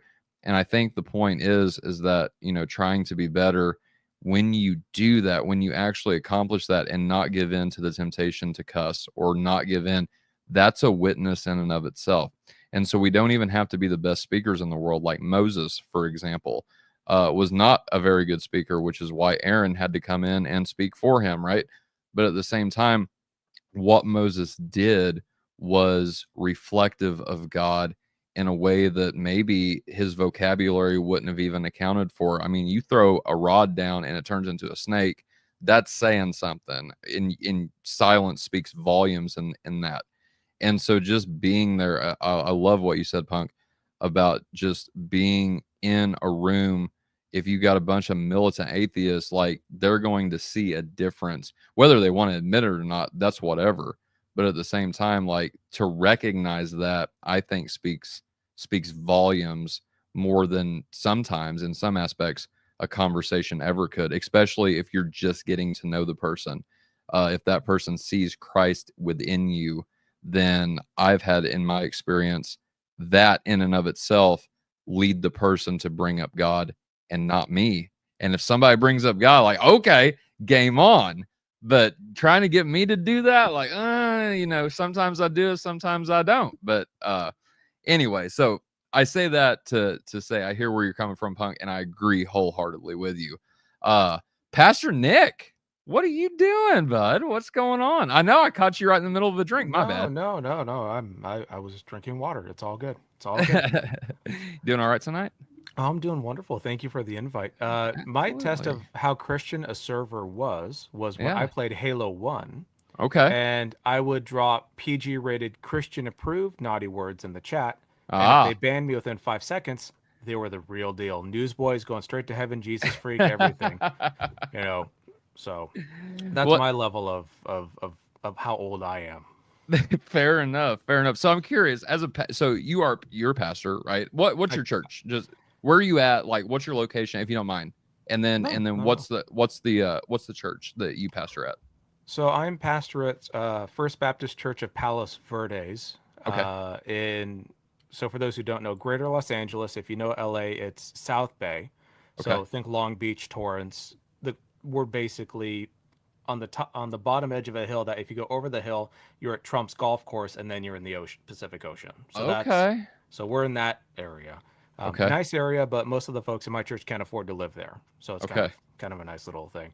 And for those who are in the area, we worship at 11 a.m. on Sunday morning. So just making sure folks are in the area. Yeah. No, go ahead. But what was your question about specifically? Because I Sure. So being a pastor, and if you are, teaching or guiding somebody, like given what you've heard so far, and I don't know how long you've been watching, I saw you pop up in the chat, but just kind of the idea about evangelizing while gaming or being a light, shining your light and acting like Christ in game chat. Like, what are your thoughts on that? Can Christians do that and be successful in being a good witness to Christ? Or that's probably not the place to even try at that point. What are your thoughts? So this is going to sound weird. Maybe this will give some context. I don't know. My initial degree was in screenwriting. I went and did my undergrad in screenwriting. Okay. So looking at the film industry, TV, all that sort of stuff, you kind of have to think about that substantially. Like, is this a sermon or is this a movie? Because they're not the same thing. Right. And so whether it's the film industry, whether it's video games or TV or webcast or just whatever it is, the thing I've noticed is that you can literally take Jesus with you anywhere. The trick is, of course, is Jesus, what's the right word? It's not that does Jesus fit? That's not the right phrase. But is it more along the lines of is he glorified by being placed here, if that makes sense? Can you take Jesus to a strip club? Well, I don't think Jesus will go to a strip club. But could you take Jesus to a bar? Okay, perhaps that's a different sort of thing. But I've noticed with gaming, with film, with just entertainment in general, there is this sense, I think, for Christians, and me as a pastor and trying to be a theologian, there is this, I think, deep sense that when you watch a movie, when you play a game, when you eat with someone, when you smoke a cigar with someone, when you're just with someone or a group of people, your guard is down and you're more likely to be more honest, more forthright with what you think, especially if you trust the person. And so for me, if you want to bring Jesus up when you're playing video games or going or watching a movie or talking about culture or whatever, make sure your voice is respected enough that when you speak, people actually listen to you. Yeah. And that's the hard part of witness is, are you someone that is worth listening to? Right. And that's the hard part. Yeah. Because it's very easy to have an opinion. I mean, we all know Christians on YouTube that have very strong opinions. Granted, not immune from that. But are you known not by your opinion, but how you conduct yourself? Are you a person of integrity? Are you a person who listens well? Are you a person who gives the benefit of the doubt? Those sorts of things. That Christ-like attitude that Jesus, when people came to him, he didn't cut them off and tell them what they needed. He let them talk to him first, and then he would talk back and kind of showed listening skills and generosity and gentleness. Having a soft heart doesn't mean you have a soft spine is kind of the issue. What I would say is, so for me, you can take Jesus wherever you go. If you're a Christian, I would say you're required to. That doesn't mean you turn into Ned Flanders and start, shoving, Jesus tracks into people's face. Right. But recognize that when people are playing, and I'm speaking to people who know more than I do, but when you're sitting with someone and you're playing a game and you're relaxed, it's late at night, you don't have to work in the morning, you talk different than, when you're at the water cooler and you got 10 minutes and you're already amped up from work and you're not in a good spot because you got another 7 hours of this nonsense and you just clocked in. You're not going to hit and have a good conversation. Right. So I think folks make sure your voice is, and your opinion is worth listening to, and to make sure that people are in a place where they can actually chew on what you say. And that honestly happens after having a beer with someone, having a cigar with someone, having a meal with someone. In my eyes, and I mean, I don't know where y'all are. I know Boss is in the same time zone as me up north, but I don't know where the rest of y'all are geographically. But I mean, we can't share a physical flesh and blood meal together. We can't do that. But we can eat together on a Zoom call or watch or play games together on through Discord. We can do all sorts of things. And I think with tech and AI, you're beginning to kind of see that people are recognizing that flesh and blood is the ideal. But if we don't live in an ideal world where I can just drive up to see Boss or drive over to see Tyler or whatever, well, I can talk with them on Discord and hang out and do something that is mutually edifying while we shoot each other into bloody bits and have fun and make jokes and all that sort of stuff. So I think community is being built not in flesh and blood, but through pixels and polygons. And maybe that's not, again, ideal perhaps. And there's of course issues. Tyler, I know you'll have strong issues with Eucharist and that sort of element, so leaving that aside, but granting that there is something to that element where I think, and I've been monologuing, so I apologize. No, you're just good. That deep sense of, and COVID, I think, brought this out for a lot of people, at least for me, was, boy, I'm not good when I'm alone. We're not meant to be alone. Genesis teaches that. The Bible teaches that. We're not meant to be isolated little atoms running around. We need each other. We need friends. We need family. We need loved ones. And taking Jesus to a server on whether it's Halo or Terraria. In my case, I used to play Terraria. Taking Jesus wherever you go is basically an affirmation that whatever I'm doing, I'm hoping that God is glorified. And if God is not glorified by it, then maybe I need to reflect on why I'm doing what I do. But if I'm blowing up inanimate objects that are literally not existent, these, Halo doesn't exist, so it's, I'm not killing real people. Maybe there's something to be said about having virtual, well, it wouldn't even be virtual, having extended friendships and joy and community through that. So maybe that's just a deeper question. So I apologize for rabbit trailing a bit, but maybe that's the heart of the question. No, that's good and very well articulated, brother. Like I said, listen to you talk forever, bro. Like whenever Josh is not here, Pastor Nate, you're required now at this point. So I appreciate what you said. Don't say that. I might take you up on it. Hey, anytime you want to start a podcast on Faith Unaltered, just let me know. So Boss will have me around to talk apocalyptic. So you'll see more than plenty of me. Let's do it. All right. Yeah, I have Nick on. I just wanted to jump in and just kind of say real quick, like, please. I have learned a lot about what Nick was just talking about by playing Fortnite with both Kyle and Punkwaddle, because both of them show up well and represent well in all of the times that I've played with them. And and it's not like, years of experience playing with the two of them, but Yeah. these two guys have a lot of legit respect, and and especially Punkwaddle, because of the circles that he runs in, has a lot of respect in that kind of a space. And so he has done a good job of living that out and showing how to do that. And Kyle has as well, being just good stand-up guys in a space where there aren't as many good upstanding guys. Yeah. It's been an honor to get to watch them do that. Mm-hmm. Right. And that I really like, Nick, what you said about being a person that is worth listening to, right? I think that you start that by your witness, by your practical witness, not even saying a word, right?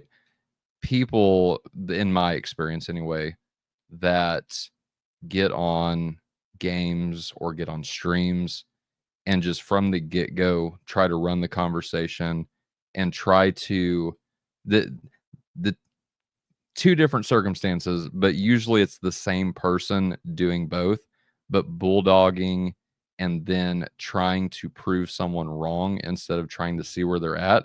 I think there's a time and a place for debate, don't get me wrong, but at the same time, circumstances dictate everything. And so probably not the best time to if you're gaming, maybe, I don't know, I don't game, gonna start apparently, but with that being said, I think circumstance dictates everything, and just someone to have a little bit of wisdom. And the only thing I would add to what you said, Nick, was to know when to stop. If there is a time to stop talking about Christ, and the best picture of that I think we see is in the scriptures. Whenever Christ stopped talking to people, don't throw your pearls before swine. You don't have to argue someone into the kingdom. I don't think you will argue someone into the kingdom. So with that being said, yeah, I think we've given a lot of good practical advice from this, and that's another thing so just for our audience, like, this is one of the things that we're going to try to start here in 2025. You're getting a little sneak preview of that now, but instead of just debating theology and different things like that, I guarantee you we've got a whole this panel right here is from all walks of life. I mean, Eastern Orthodox, Nick is Baptist, American Baptist. Yeah, Totally American different. Baptist. American Baptist, not Southern. American Baptist. Oh, American Baptist. America. All right. So two different spectrums, like not even on the same spectrum, but can still be here, fellowship, and I love that. Virtual fellowship, definitely not ideal, but think back to whenever St. Paul and St. Peter, they would go to the marketplace, St. John, and they would discuss these types of things with people there that were willing to listen. This is the same concept now. People don't meet up at the grocery store anymore. You happen to run into somebody and you'll talk for a little bit, but like, this is the place where a lot of people are meeting, this digital space that we're in. And so I say, as Christians, let us try to, as we try to conquer with love the earth, this is just another aspect of that. And so we need a presence online. I truly believe that. But again, just be careful in your witness to different people. Know when to stop and make your witness stand out by the way you act. Even if you have great things to say and you're a rhetorician and just know how to talk, shine your light by your actions as well. And I think we'll start winning people over. But Amber, I think this has been an absolute success. Like, is there anything else you wanted to touch on though with Fortnite before we start winding down? For this Fortnite specifically, I don't think so. Yeah. I think we covered that fairly well. Yeah. It was fun. Like I've had the most fun tonight in a while. Like it's been a while since I've had this much fun on a stream. Like just seeing homeboy ride around on a chainsaw, that got me. That got me in a special place in my heart, and I'll never forget it. And so thank you for that, Amber. But okay, about evangelism, about Mhm. practical witness, is there anything that you'd like to add to that? I would like to address this question over here by Dr. Right Life, though, because we Please. talks about why are we I didn't not even see a engaged in Bible question. study, teaching, or Bible truth instead of wasting time playing video games. Okay, I would really like to address this, to talk about this question for a minute, because there's a couple things that come to my mind. You are given time that you are supposed to steward carefully, because Mhm. time is precious. But I think there is definite benefit in Bible study, because we have to continue to learn and grow and improve. But there is also something to be said for, if you are like, if you imagine like you're taking in your time of Bible study and prayer, and you're taking in and you're taking in and you're taking in, but nothing's going out. If you're just a bucket instead of a funnel, it's going to stagnate and you're just going to be worthless. You're not going to have any fruit. You have to be taking what's coming in, and you have to be, fruit is not, trees don't bear fruit for themselves. Trees don't eat fruit. The point of a tree that bears fruit is for the benefit of those around them. So if you're just taking in and taking in and taking in, and you're a bucket, you're going to become stagnant water. You're not going to give life to other people. You don't have fruit to give to anybody else. You have to live that out. There's a piece of that study has to change you, and that has to be something you have to share. Otherwise, you're pointless. So, and in times of fun and relaxing, we get to catch people in places where they're open, because we're dorking around on Fortnite being silly, and somebody makes a comment about something, and that opens the door where we've been able to have, conversations, or days when I'm venting about stuff I'm learning at school, or being frustrated or whatever, and then that has sparked questions before about what are you studying, and then you talk about Hebrew, and then you have to talk about, you're all of a sudden, oops, you're talking about God. Like, there is definite benefit and fruit from being silly and waste what would look like wasting time, that is investing in other people as well, and investing in connections in other people. So the vehicle isn't as important as the chance to input into others. And there's also something to be said for taking a rest and taking a Sabbath time, where we're meant to just take a break. If Didn't you're God take a on, break too, boss? there's something in there about a seventh day where Someone God did take a call break. up that guy in Washington or Idaho Right. about that. But yeah. Yeah, we'll get Jamie on. He'll come talk about the Sabbath. Yeah. Yeah. I didn't mean There, that. but Sorry. that's perfect, because there is something to be said for, as a scholar, if I do nothing but sit around and study the Bible all day, that is going to make me tired. It's going to make me, I'm just exhausted from my normal. So we're supposed to take a break, and a time to take a break. And we are given that freedom to, I think, use that time of rest in a way that is not our norm, that gives us a way to just, because God is silly. I mean, look at the Old Testament. Look at platypus. I mean, God is silly. It's just part of being, images of God. God takes a break. God takes a rest. God is silly. God is, I don't have a theological problem with spending, an hour or two hanging out with my friends playing Fortnite, being silly, because it gives me a brain break so Right. that I can better engage later. Because if I'm trying to do the same thing all the time, I'm going to burn out and be no good to nobody. Yep. So, Hey, boss, would Yep. you say then that faith without works is dead? That would be a very controversial thing to say, Whoa. but I would say absolutely. Yeah, definitely. Because the way I see it, if I'm not taking what I've learned Mhm. and using it, because there's no such thing as passive knowledge that doesn't Mhm. exist, If I take the thing I learned in Bible study, then I go onto a server and shoot people in Halo and vibe with people I don't know, unless I'm segregating my theology from my ethics and my life, Mhm. how I talk about people in that chat, or how Yep. I address their needs or their anger or their goofiness or their pain or whatever, Mhm. you take it with you Mhm. wherever you go. So in that sense, faith without works is dead. Faith must be expressed in a lived and holy way. Mhm. It's Mhm. not just a Yep. thing that you're not a sponge. You Mhm. Yep. are a human Yep. being. So You know, I'll just say Nick, that. I'll have to jump up, but go ahead and say your piece, yeah, boss. but I'm saying, Nick, this reminds me of something you and I have talked about before, about how in Hebrew thought, the way that the Hebrew language thinks, and the way that that period of time in the ancient Near East, the way that they would have thought, faith and works are the same thing. You can't have one without the other. Hebrew demands an abstract to have an action that lives it out. You cannot have faith without works showing faith. That is a Hebrew like reality.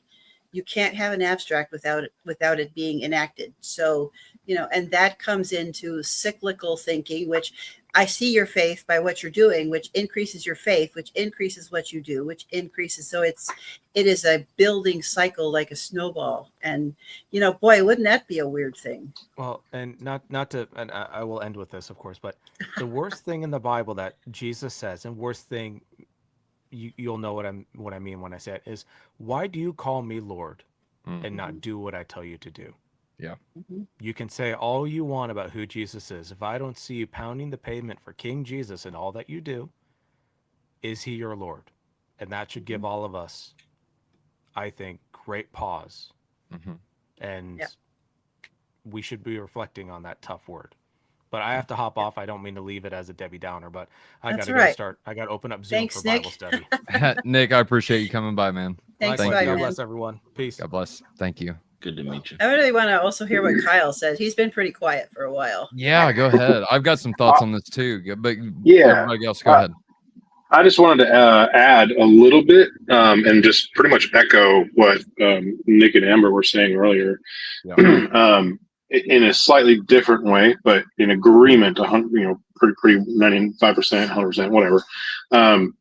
Just to put a little bit of a different spin on it is, even if it's not something that we do for enjoyment and community, um, there's not a flat out restriction in Scripture to not do things that are fun and for pleasure. Forgive if there's not a better example that comes to my mind right off the top. But the best example is in marriage, sexual pleasure.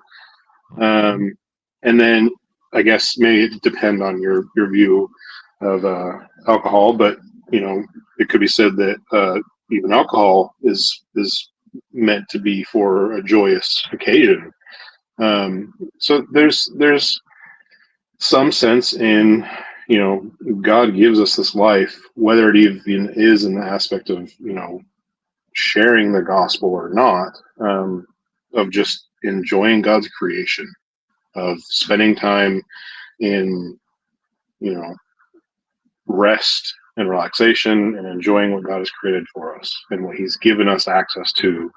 Um, even if there's not some big theological thing that's going to come out of it, just enjoying what God gave us. I mean, we're we're not infinite beings. We need some rest sometimes, and our brains can't handle Yep. nonstop 24/7 go go go, and even if it's not strenuous work per se, even if it's more focusing on the Lord, sometimes you still need some fun.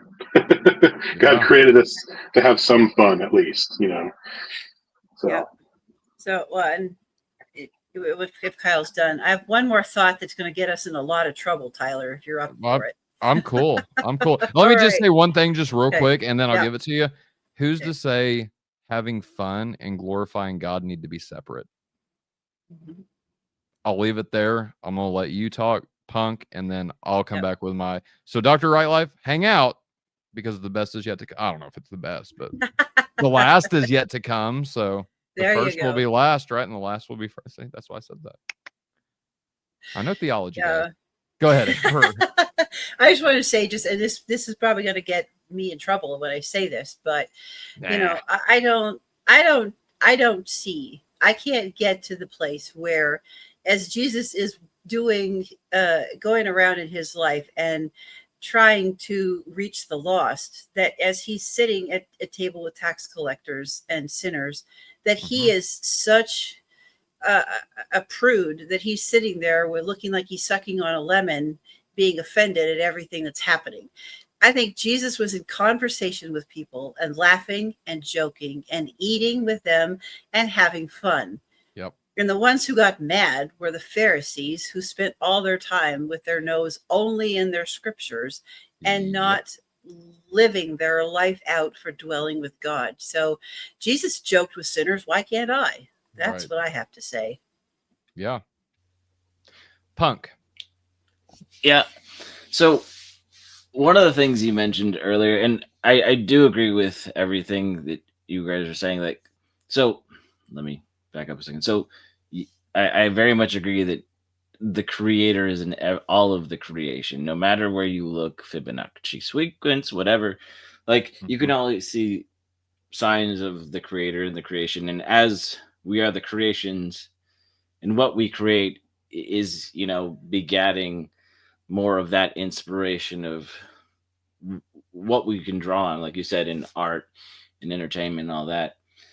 And being one of the kids who grew up in the 90s and the pizza parties, and there's some point where, yes, it's there, but I remember like when the Matrix came out and it was like the allegory of Jesus. Like, yeah, I definitely see the correlation there.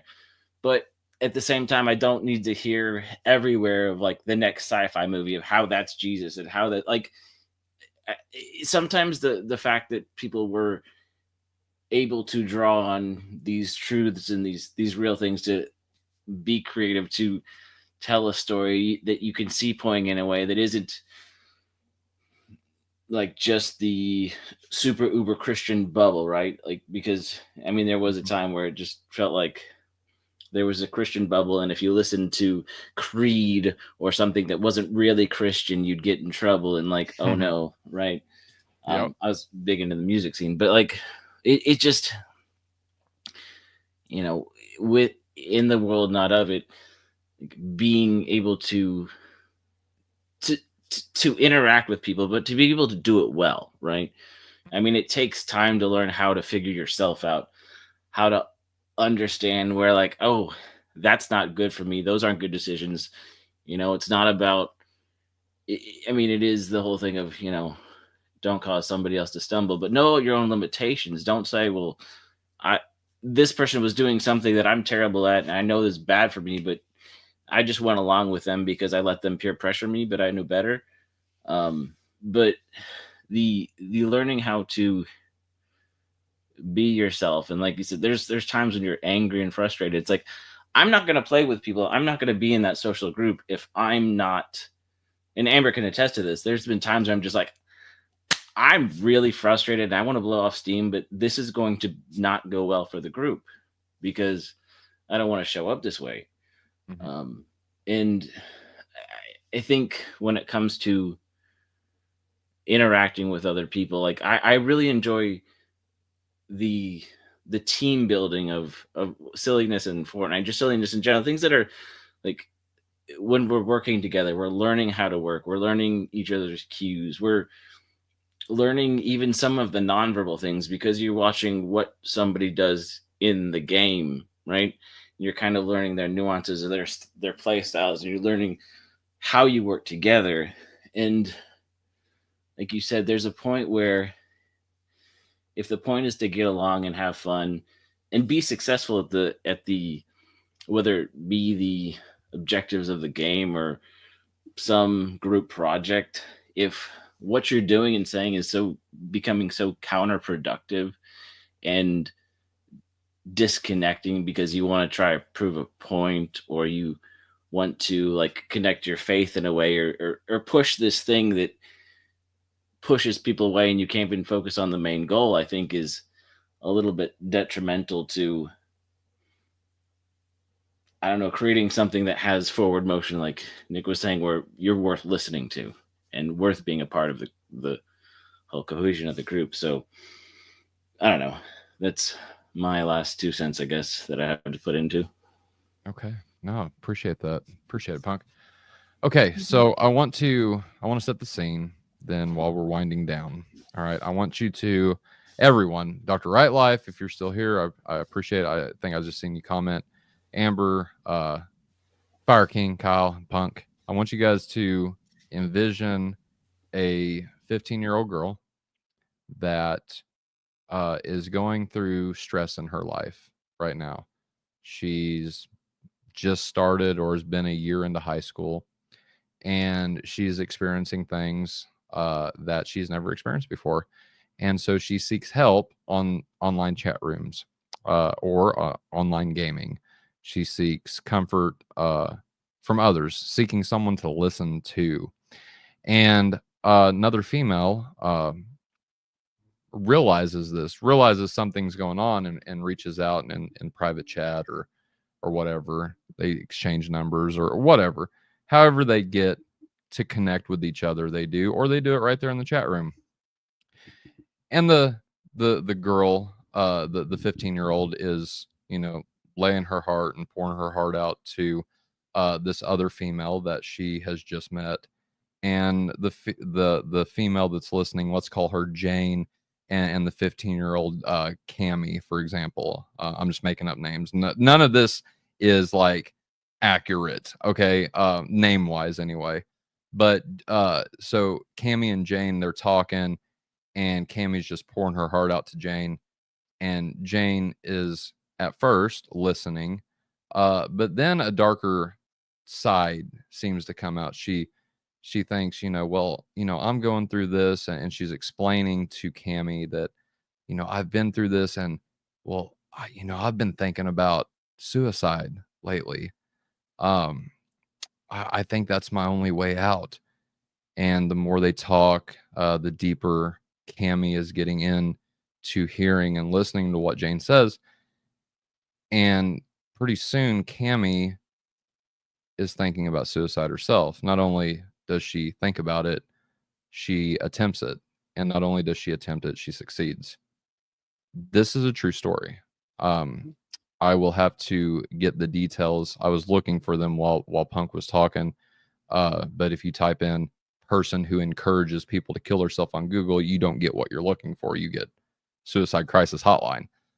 So I will, after this stream, I'll do more research and post the links to this the story that I'm talking about. But Jane ended up not being Jane. Jane ended up being a 40-year-old man who thrived off of people who had mental problems and thrived off of people dying. And that was his thing. I guess it got his rocks off or whatever, encouraging people to kill herself online. And he succeeded. We know of definitely 2 individuals he talked into killing themselves. He made pact with at least 20 individuals, whereas 10, he made a pact with 20, and 10 he reached out to and encouraged. Now, I don't know if they did that or not, but we know of for sure 2, and the reason we know it's 2 is because another woman who had caught wind of what was going on actually set up a sting operation to catch him doing this. She pretended to be someone who was dealing with depression, and sure enough, found the gentleman, and he encouraged her. She got the text, she got the chat records, turned him into the police, and now he's serving a long time in prison. Now, the reason I tell that story is because what if Cammy would have, instead of talking to some sick and degenerate, bad word, what if she would have been talking to a Christian? I think that would not have happened to Cammy. I think Cammy would still be alive today. Um, and she might even be living a better life after speaking with a Christian than not. Maybe not. I don't know. We won't know because she's dead now, and she killed herself because a 40-year-old man, encouraged her to. She's 15. So my thing is, the reason I say that is because, number one, I don't think anything we do with our time is wasted per se. I think everything we do has meaning, and I think what we intend to do, what Christians should be doing, not that we always do it, is seeking to glorify God in all that we do, whether that be playing video games or whether that be studying the Bible. And my thing is, just hearing you guys and then seeing the chat, is we don't know what comes in the next 5 minutes. We don't know who we're going to impact. I could be talking to you guys, and my little 5-year, well, 4, she'll be 5 in April, but my little 5-year-old might be listening to me at that door, and I have no idea, but she's trying to soak up everything that I'm saying, and I have no idea I'm even impacting her. What if our witness online, just by listening, just by being Christians, what if that is impacting people that we have no idea about? I think God works providentially in all things. This is what Romans 8:28 says. All things work together for good for those who love God, to those who are called according to his pleasure. All things, not some, all. And so, with that being said, that's why I go back to say I don't think there is a wasting time. Now, could we be more productive with our time? Absolutely. Absolutely. But I don't think time is wasted by playing video games or by anything that is involved with another human being, anything that you do that engages with or another human being is involved in.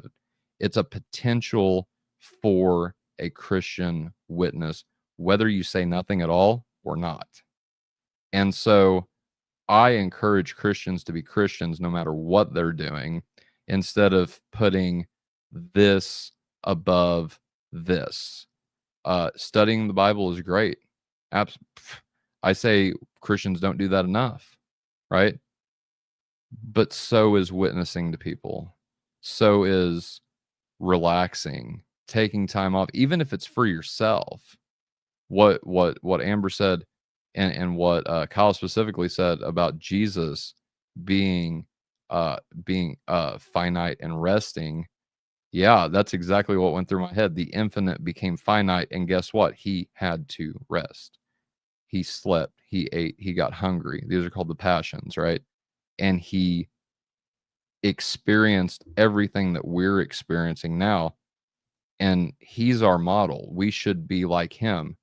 And so anytime we're engaged with another human, whether it's on the internet or whether it's in real life, don't isolate one thing and say, well, you're just doing that, therefore you're wasting time.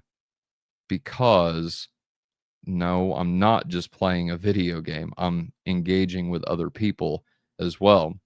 And even if you are just playing a solo campaign on Call of Duty or whatever, I think that can be glorifying to God as well. There's just so many things that, and again, I'm thinking about what I said earlier about circumstances, everything. Circumstance dictates everything. And with that being said, God has given us everything that we see, like everything you see in my background, which is not a lot, but I could spin my camera around and you see all these different things that God has blessed me with just personally. I enjoy him through those things and vice versa, right? I enjoy those things because of him. And so Bible study, again, it's wonderful. Discussing theological things, discussing doctrine, debating doctrine.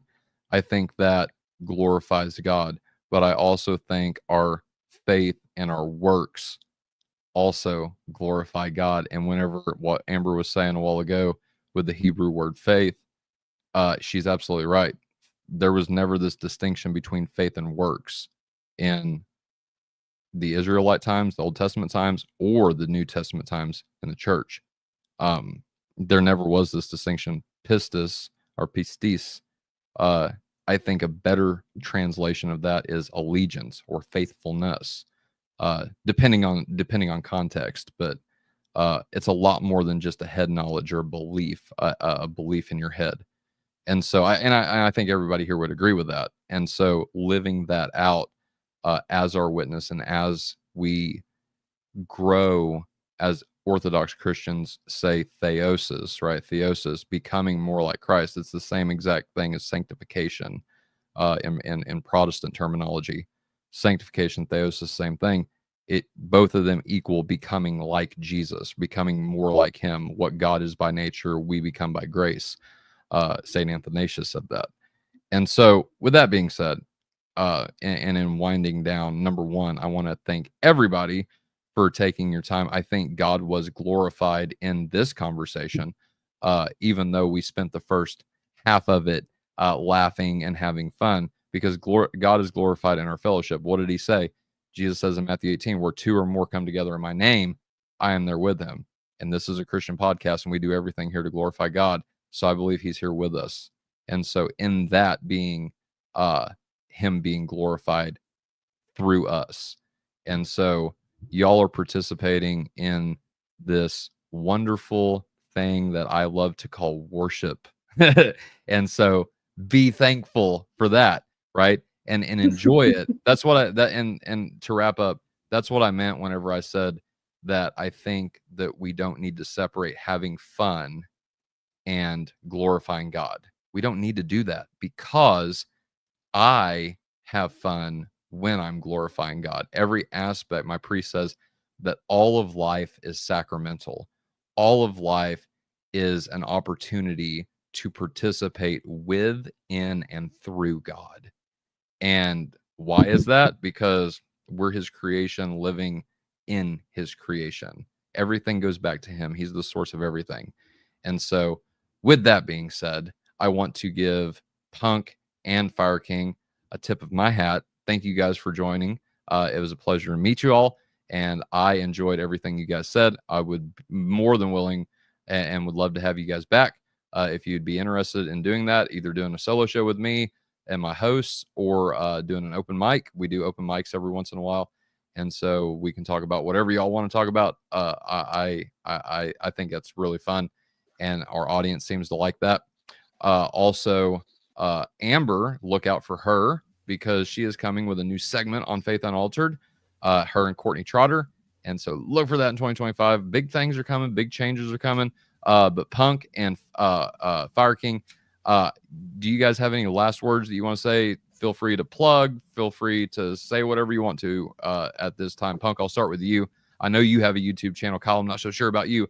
But if so, feel free to plug. Punk, go ahead. Well, first, thanks for letting me show up and be part of the conversation.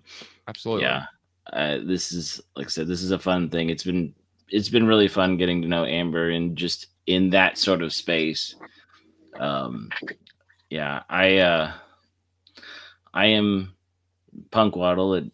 I've got my own YouTube channel at Punk Waddle, and pretty much Punk Waddle at all the social media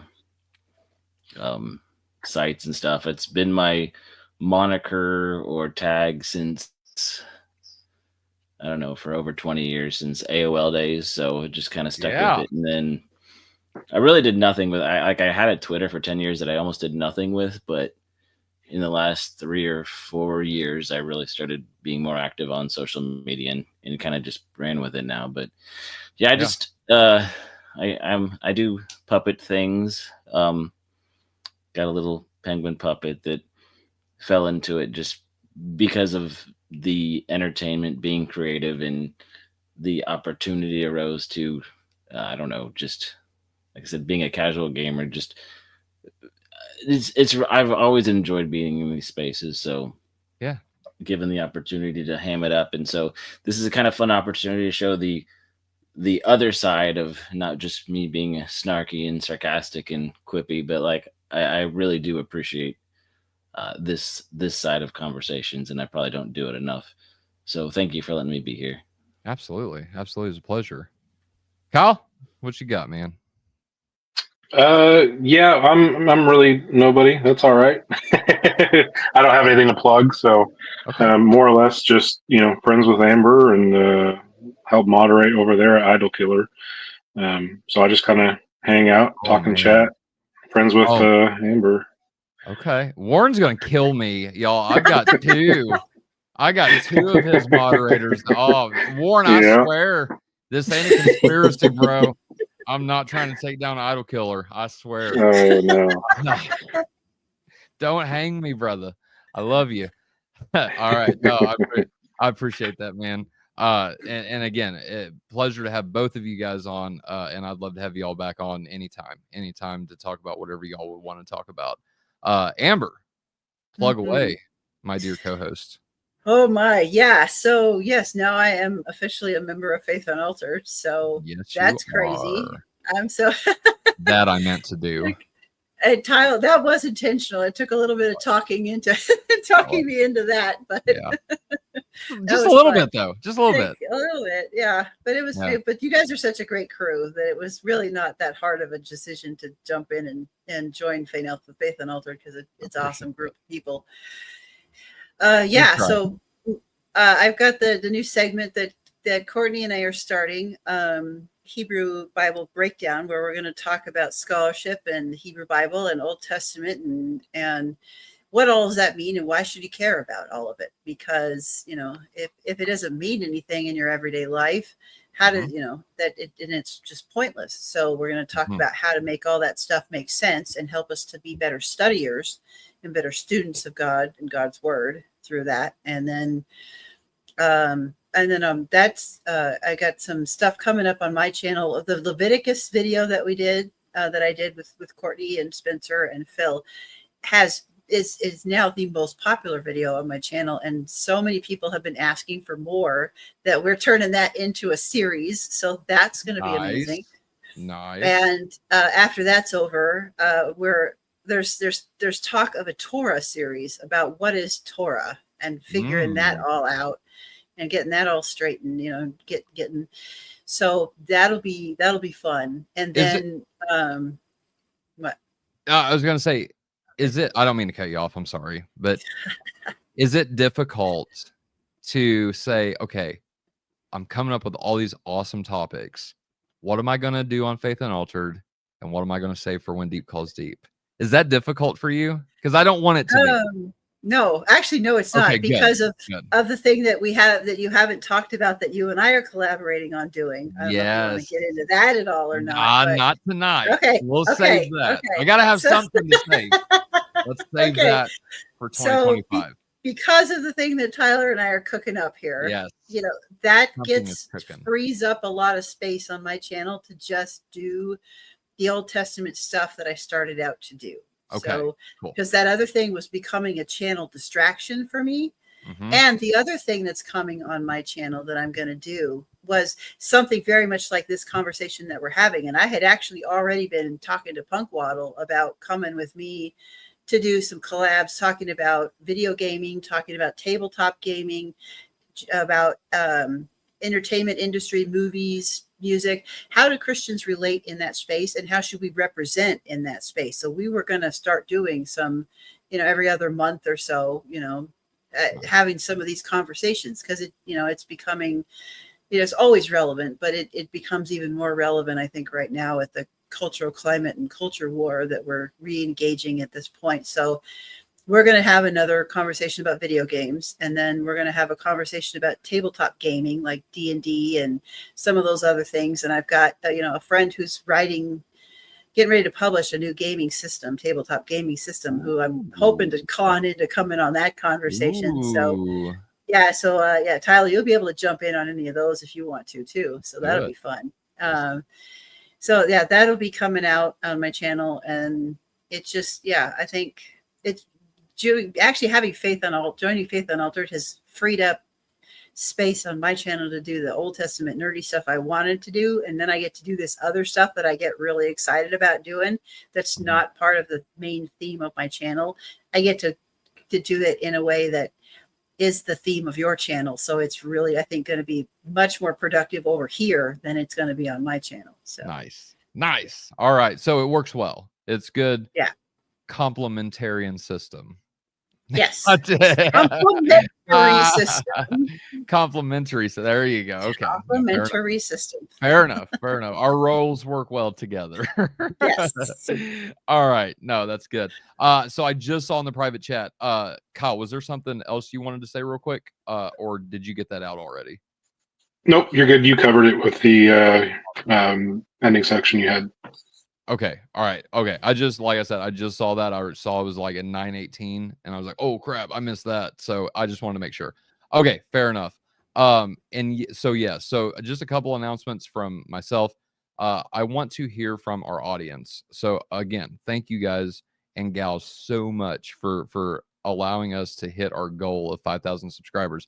So we want to give back at this point. For those who have been with us for 2024, the most of 2024, really, you notice that we did 2,000.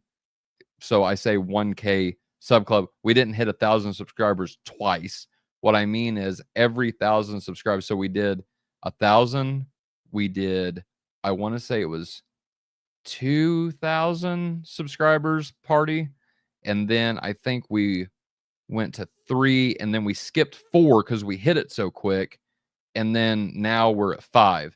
And so anyway, whenever we hit a milestone, now I'm going to say this might be the last one for a minute, depending on how quick we get to 10. I think we'll do the next sub club party at 10,000.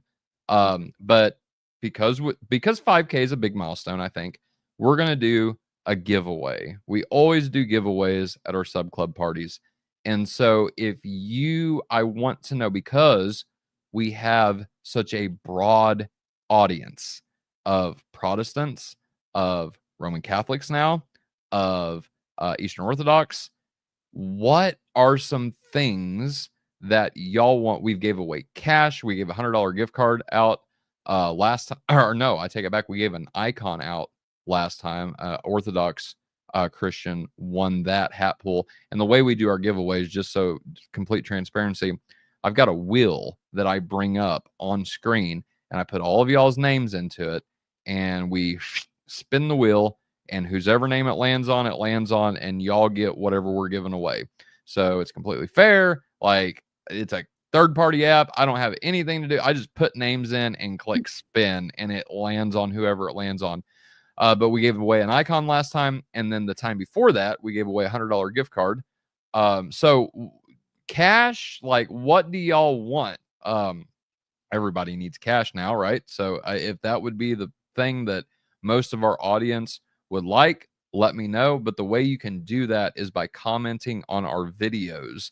5K, like, put hashtag, I don't know, hashtag 5K party or hashtag 5K sub club, whatever, right? Let me know what you're talking about is for that party, what you want to get, what you want to be given away. And I think, maybe I'll release a poll where people can fill in answers if they don't see what they like on there. But whatever people vote the most for, that's the thing we'll give away. And so please let me start letting me know your recommendations, what you personally would like to see us give away. That I think that would be the way to do this one, because like I said, we're starting to reach out and get a broader audience. Different demographics are looking at our channel every single day now. It's really, really cool to see our numbers just like steadily grow. Even if it's like 1 or 2 subscribers a day, we're still getting that gain. And so that's really amazing to see. And it's, again, because of you guys.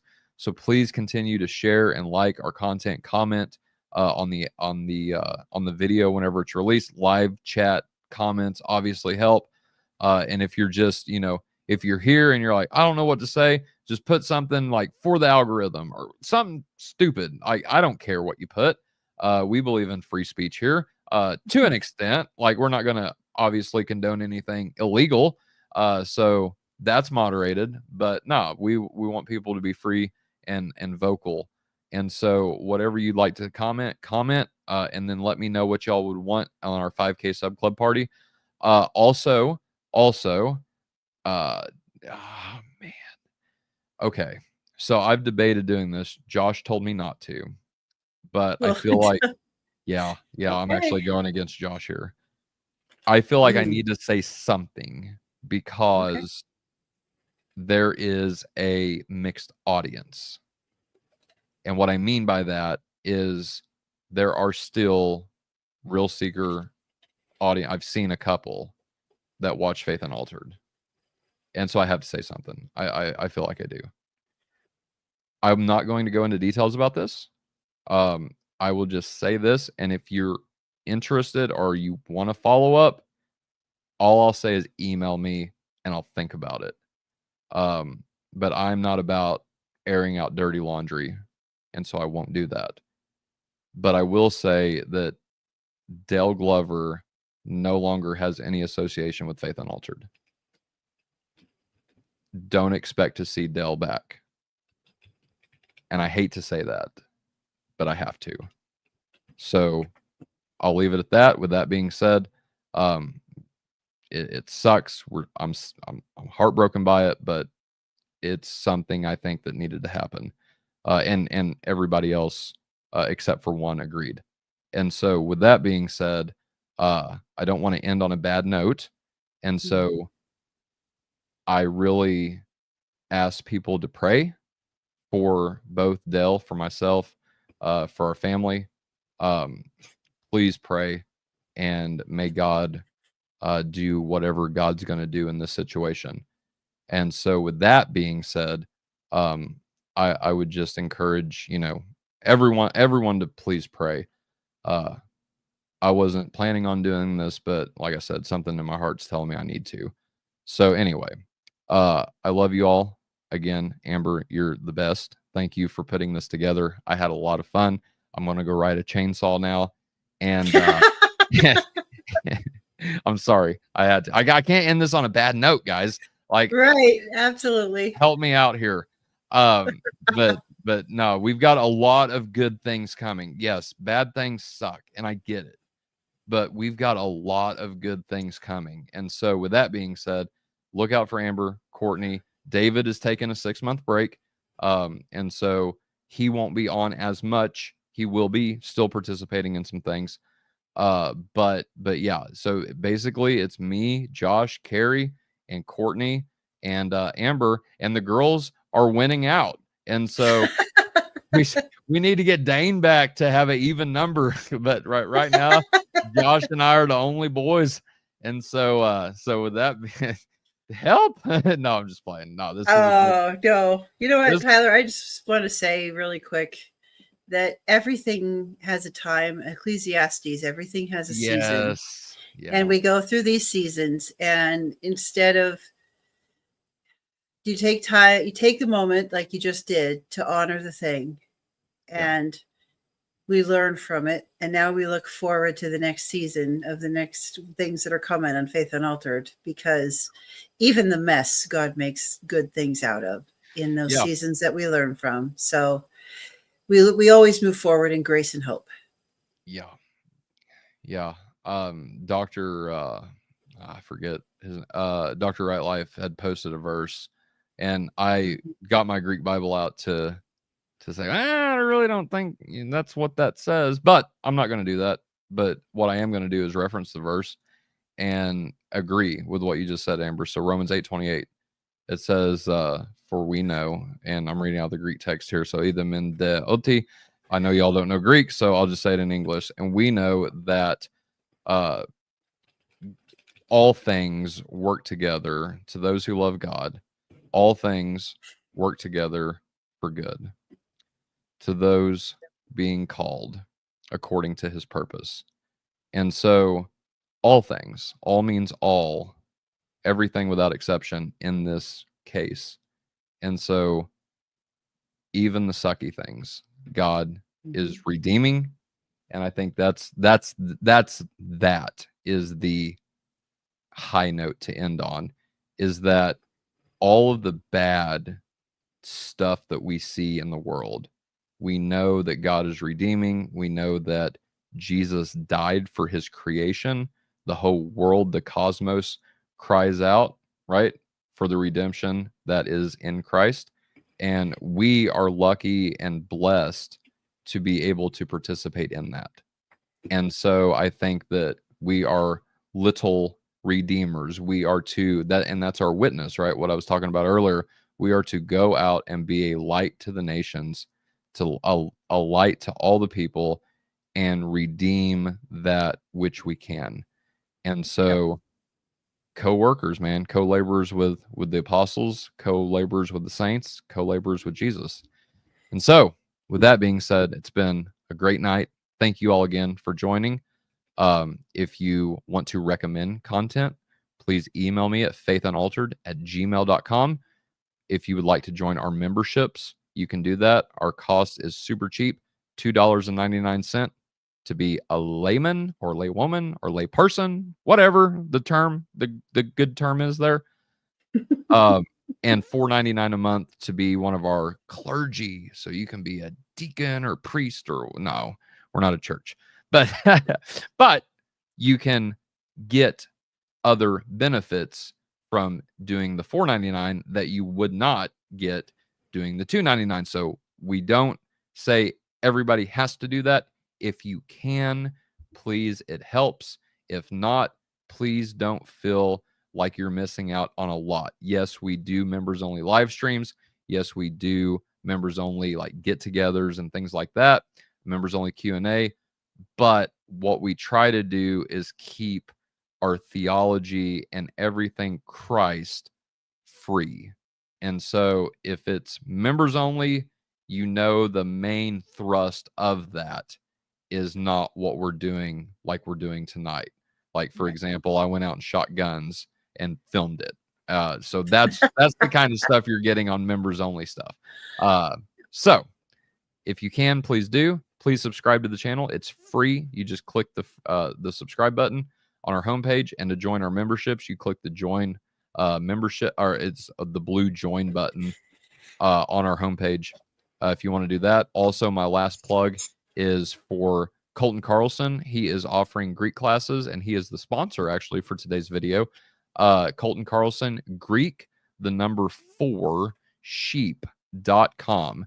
You can see that right there at the bottom of your screen. And what Colton is doing is fantastic. He actually just added in a new class for 2025. Like, he did not offer this in 2024, but he's offering now 5 classes. So beginner's Greek, so first year Greek, intermediate Greek, second year Greek. The class that I'm taking, exegesis, biblical exegesis, where we go through Romans. And now I'm writing a paper on Romans chapter 9. That is due on the 23rd. So I'm going to be spending the most of my time that's left writing that. It's almost done, but and then he's got the advanced biblical exegesis class. And then his new class that he's offering is going through the Didache and going through certain letters of Saint Ignatius of Antioch. Mm-hmm. And so, church fathers, if you're interested in that, go to the website below, Greek4sheep.com. And for a limited time, and this is running out, y'all. So if you want to do this, you need to do it before January 1st. That's the cutoff date. So after the new year, like the bell strikes 12, this is gone. If you enter Faith 25 at your checkout screen, you will get a 30% discount. That is insane. And if you have thought about taking a Greek class, but it's been too expensive, I have not found a cheaper Greek class for what you get. You get free textbooks. You get one-on-one time with Colton. It's phenomenal. You get all of that for right at $105 a month for 4 months. So $420 with that 30% discount code. You get a semester's length class for $420. You can't beat that. No, you can't. And free textbooks. Like, in that, he sends you free textbooks. This is one of these are both of mine. So the Baylor Handbook on Romans and the Tyndale Greek New Testament. So all of that I got for free from Colton. So that's worth its weight right there. Anyway, all right, y'all. We're out of here. Thank you again for joining us. Catch us next week. Josh is actually, this is my last show for 2024. Josh is doing another show on the 20th, Inside Out 2. He's going to talk about the different themes within Inside Out 2. It's going to be fun. And then put a Christian twist on them. And so look out for that. That is going to be next Friday at 7 p.m. Eastern time. And then again, Dane should be back in January. And then look out for Amber as well as Courtney, their new channel or their new show on here. And go subscribe to everybody that we've said to subscribe to now 100 times. So with that, good night. God bless. And stay and act in every situation. Act like Christ.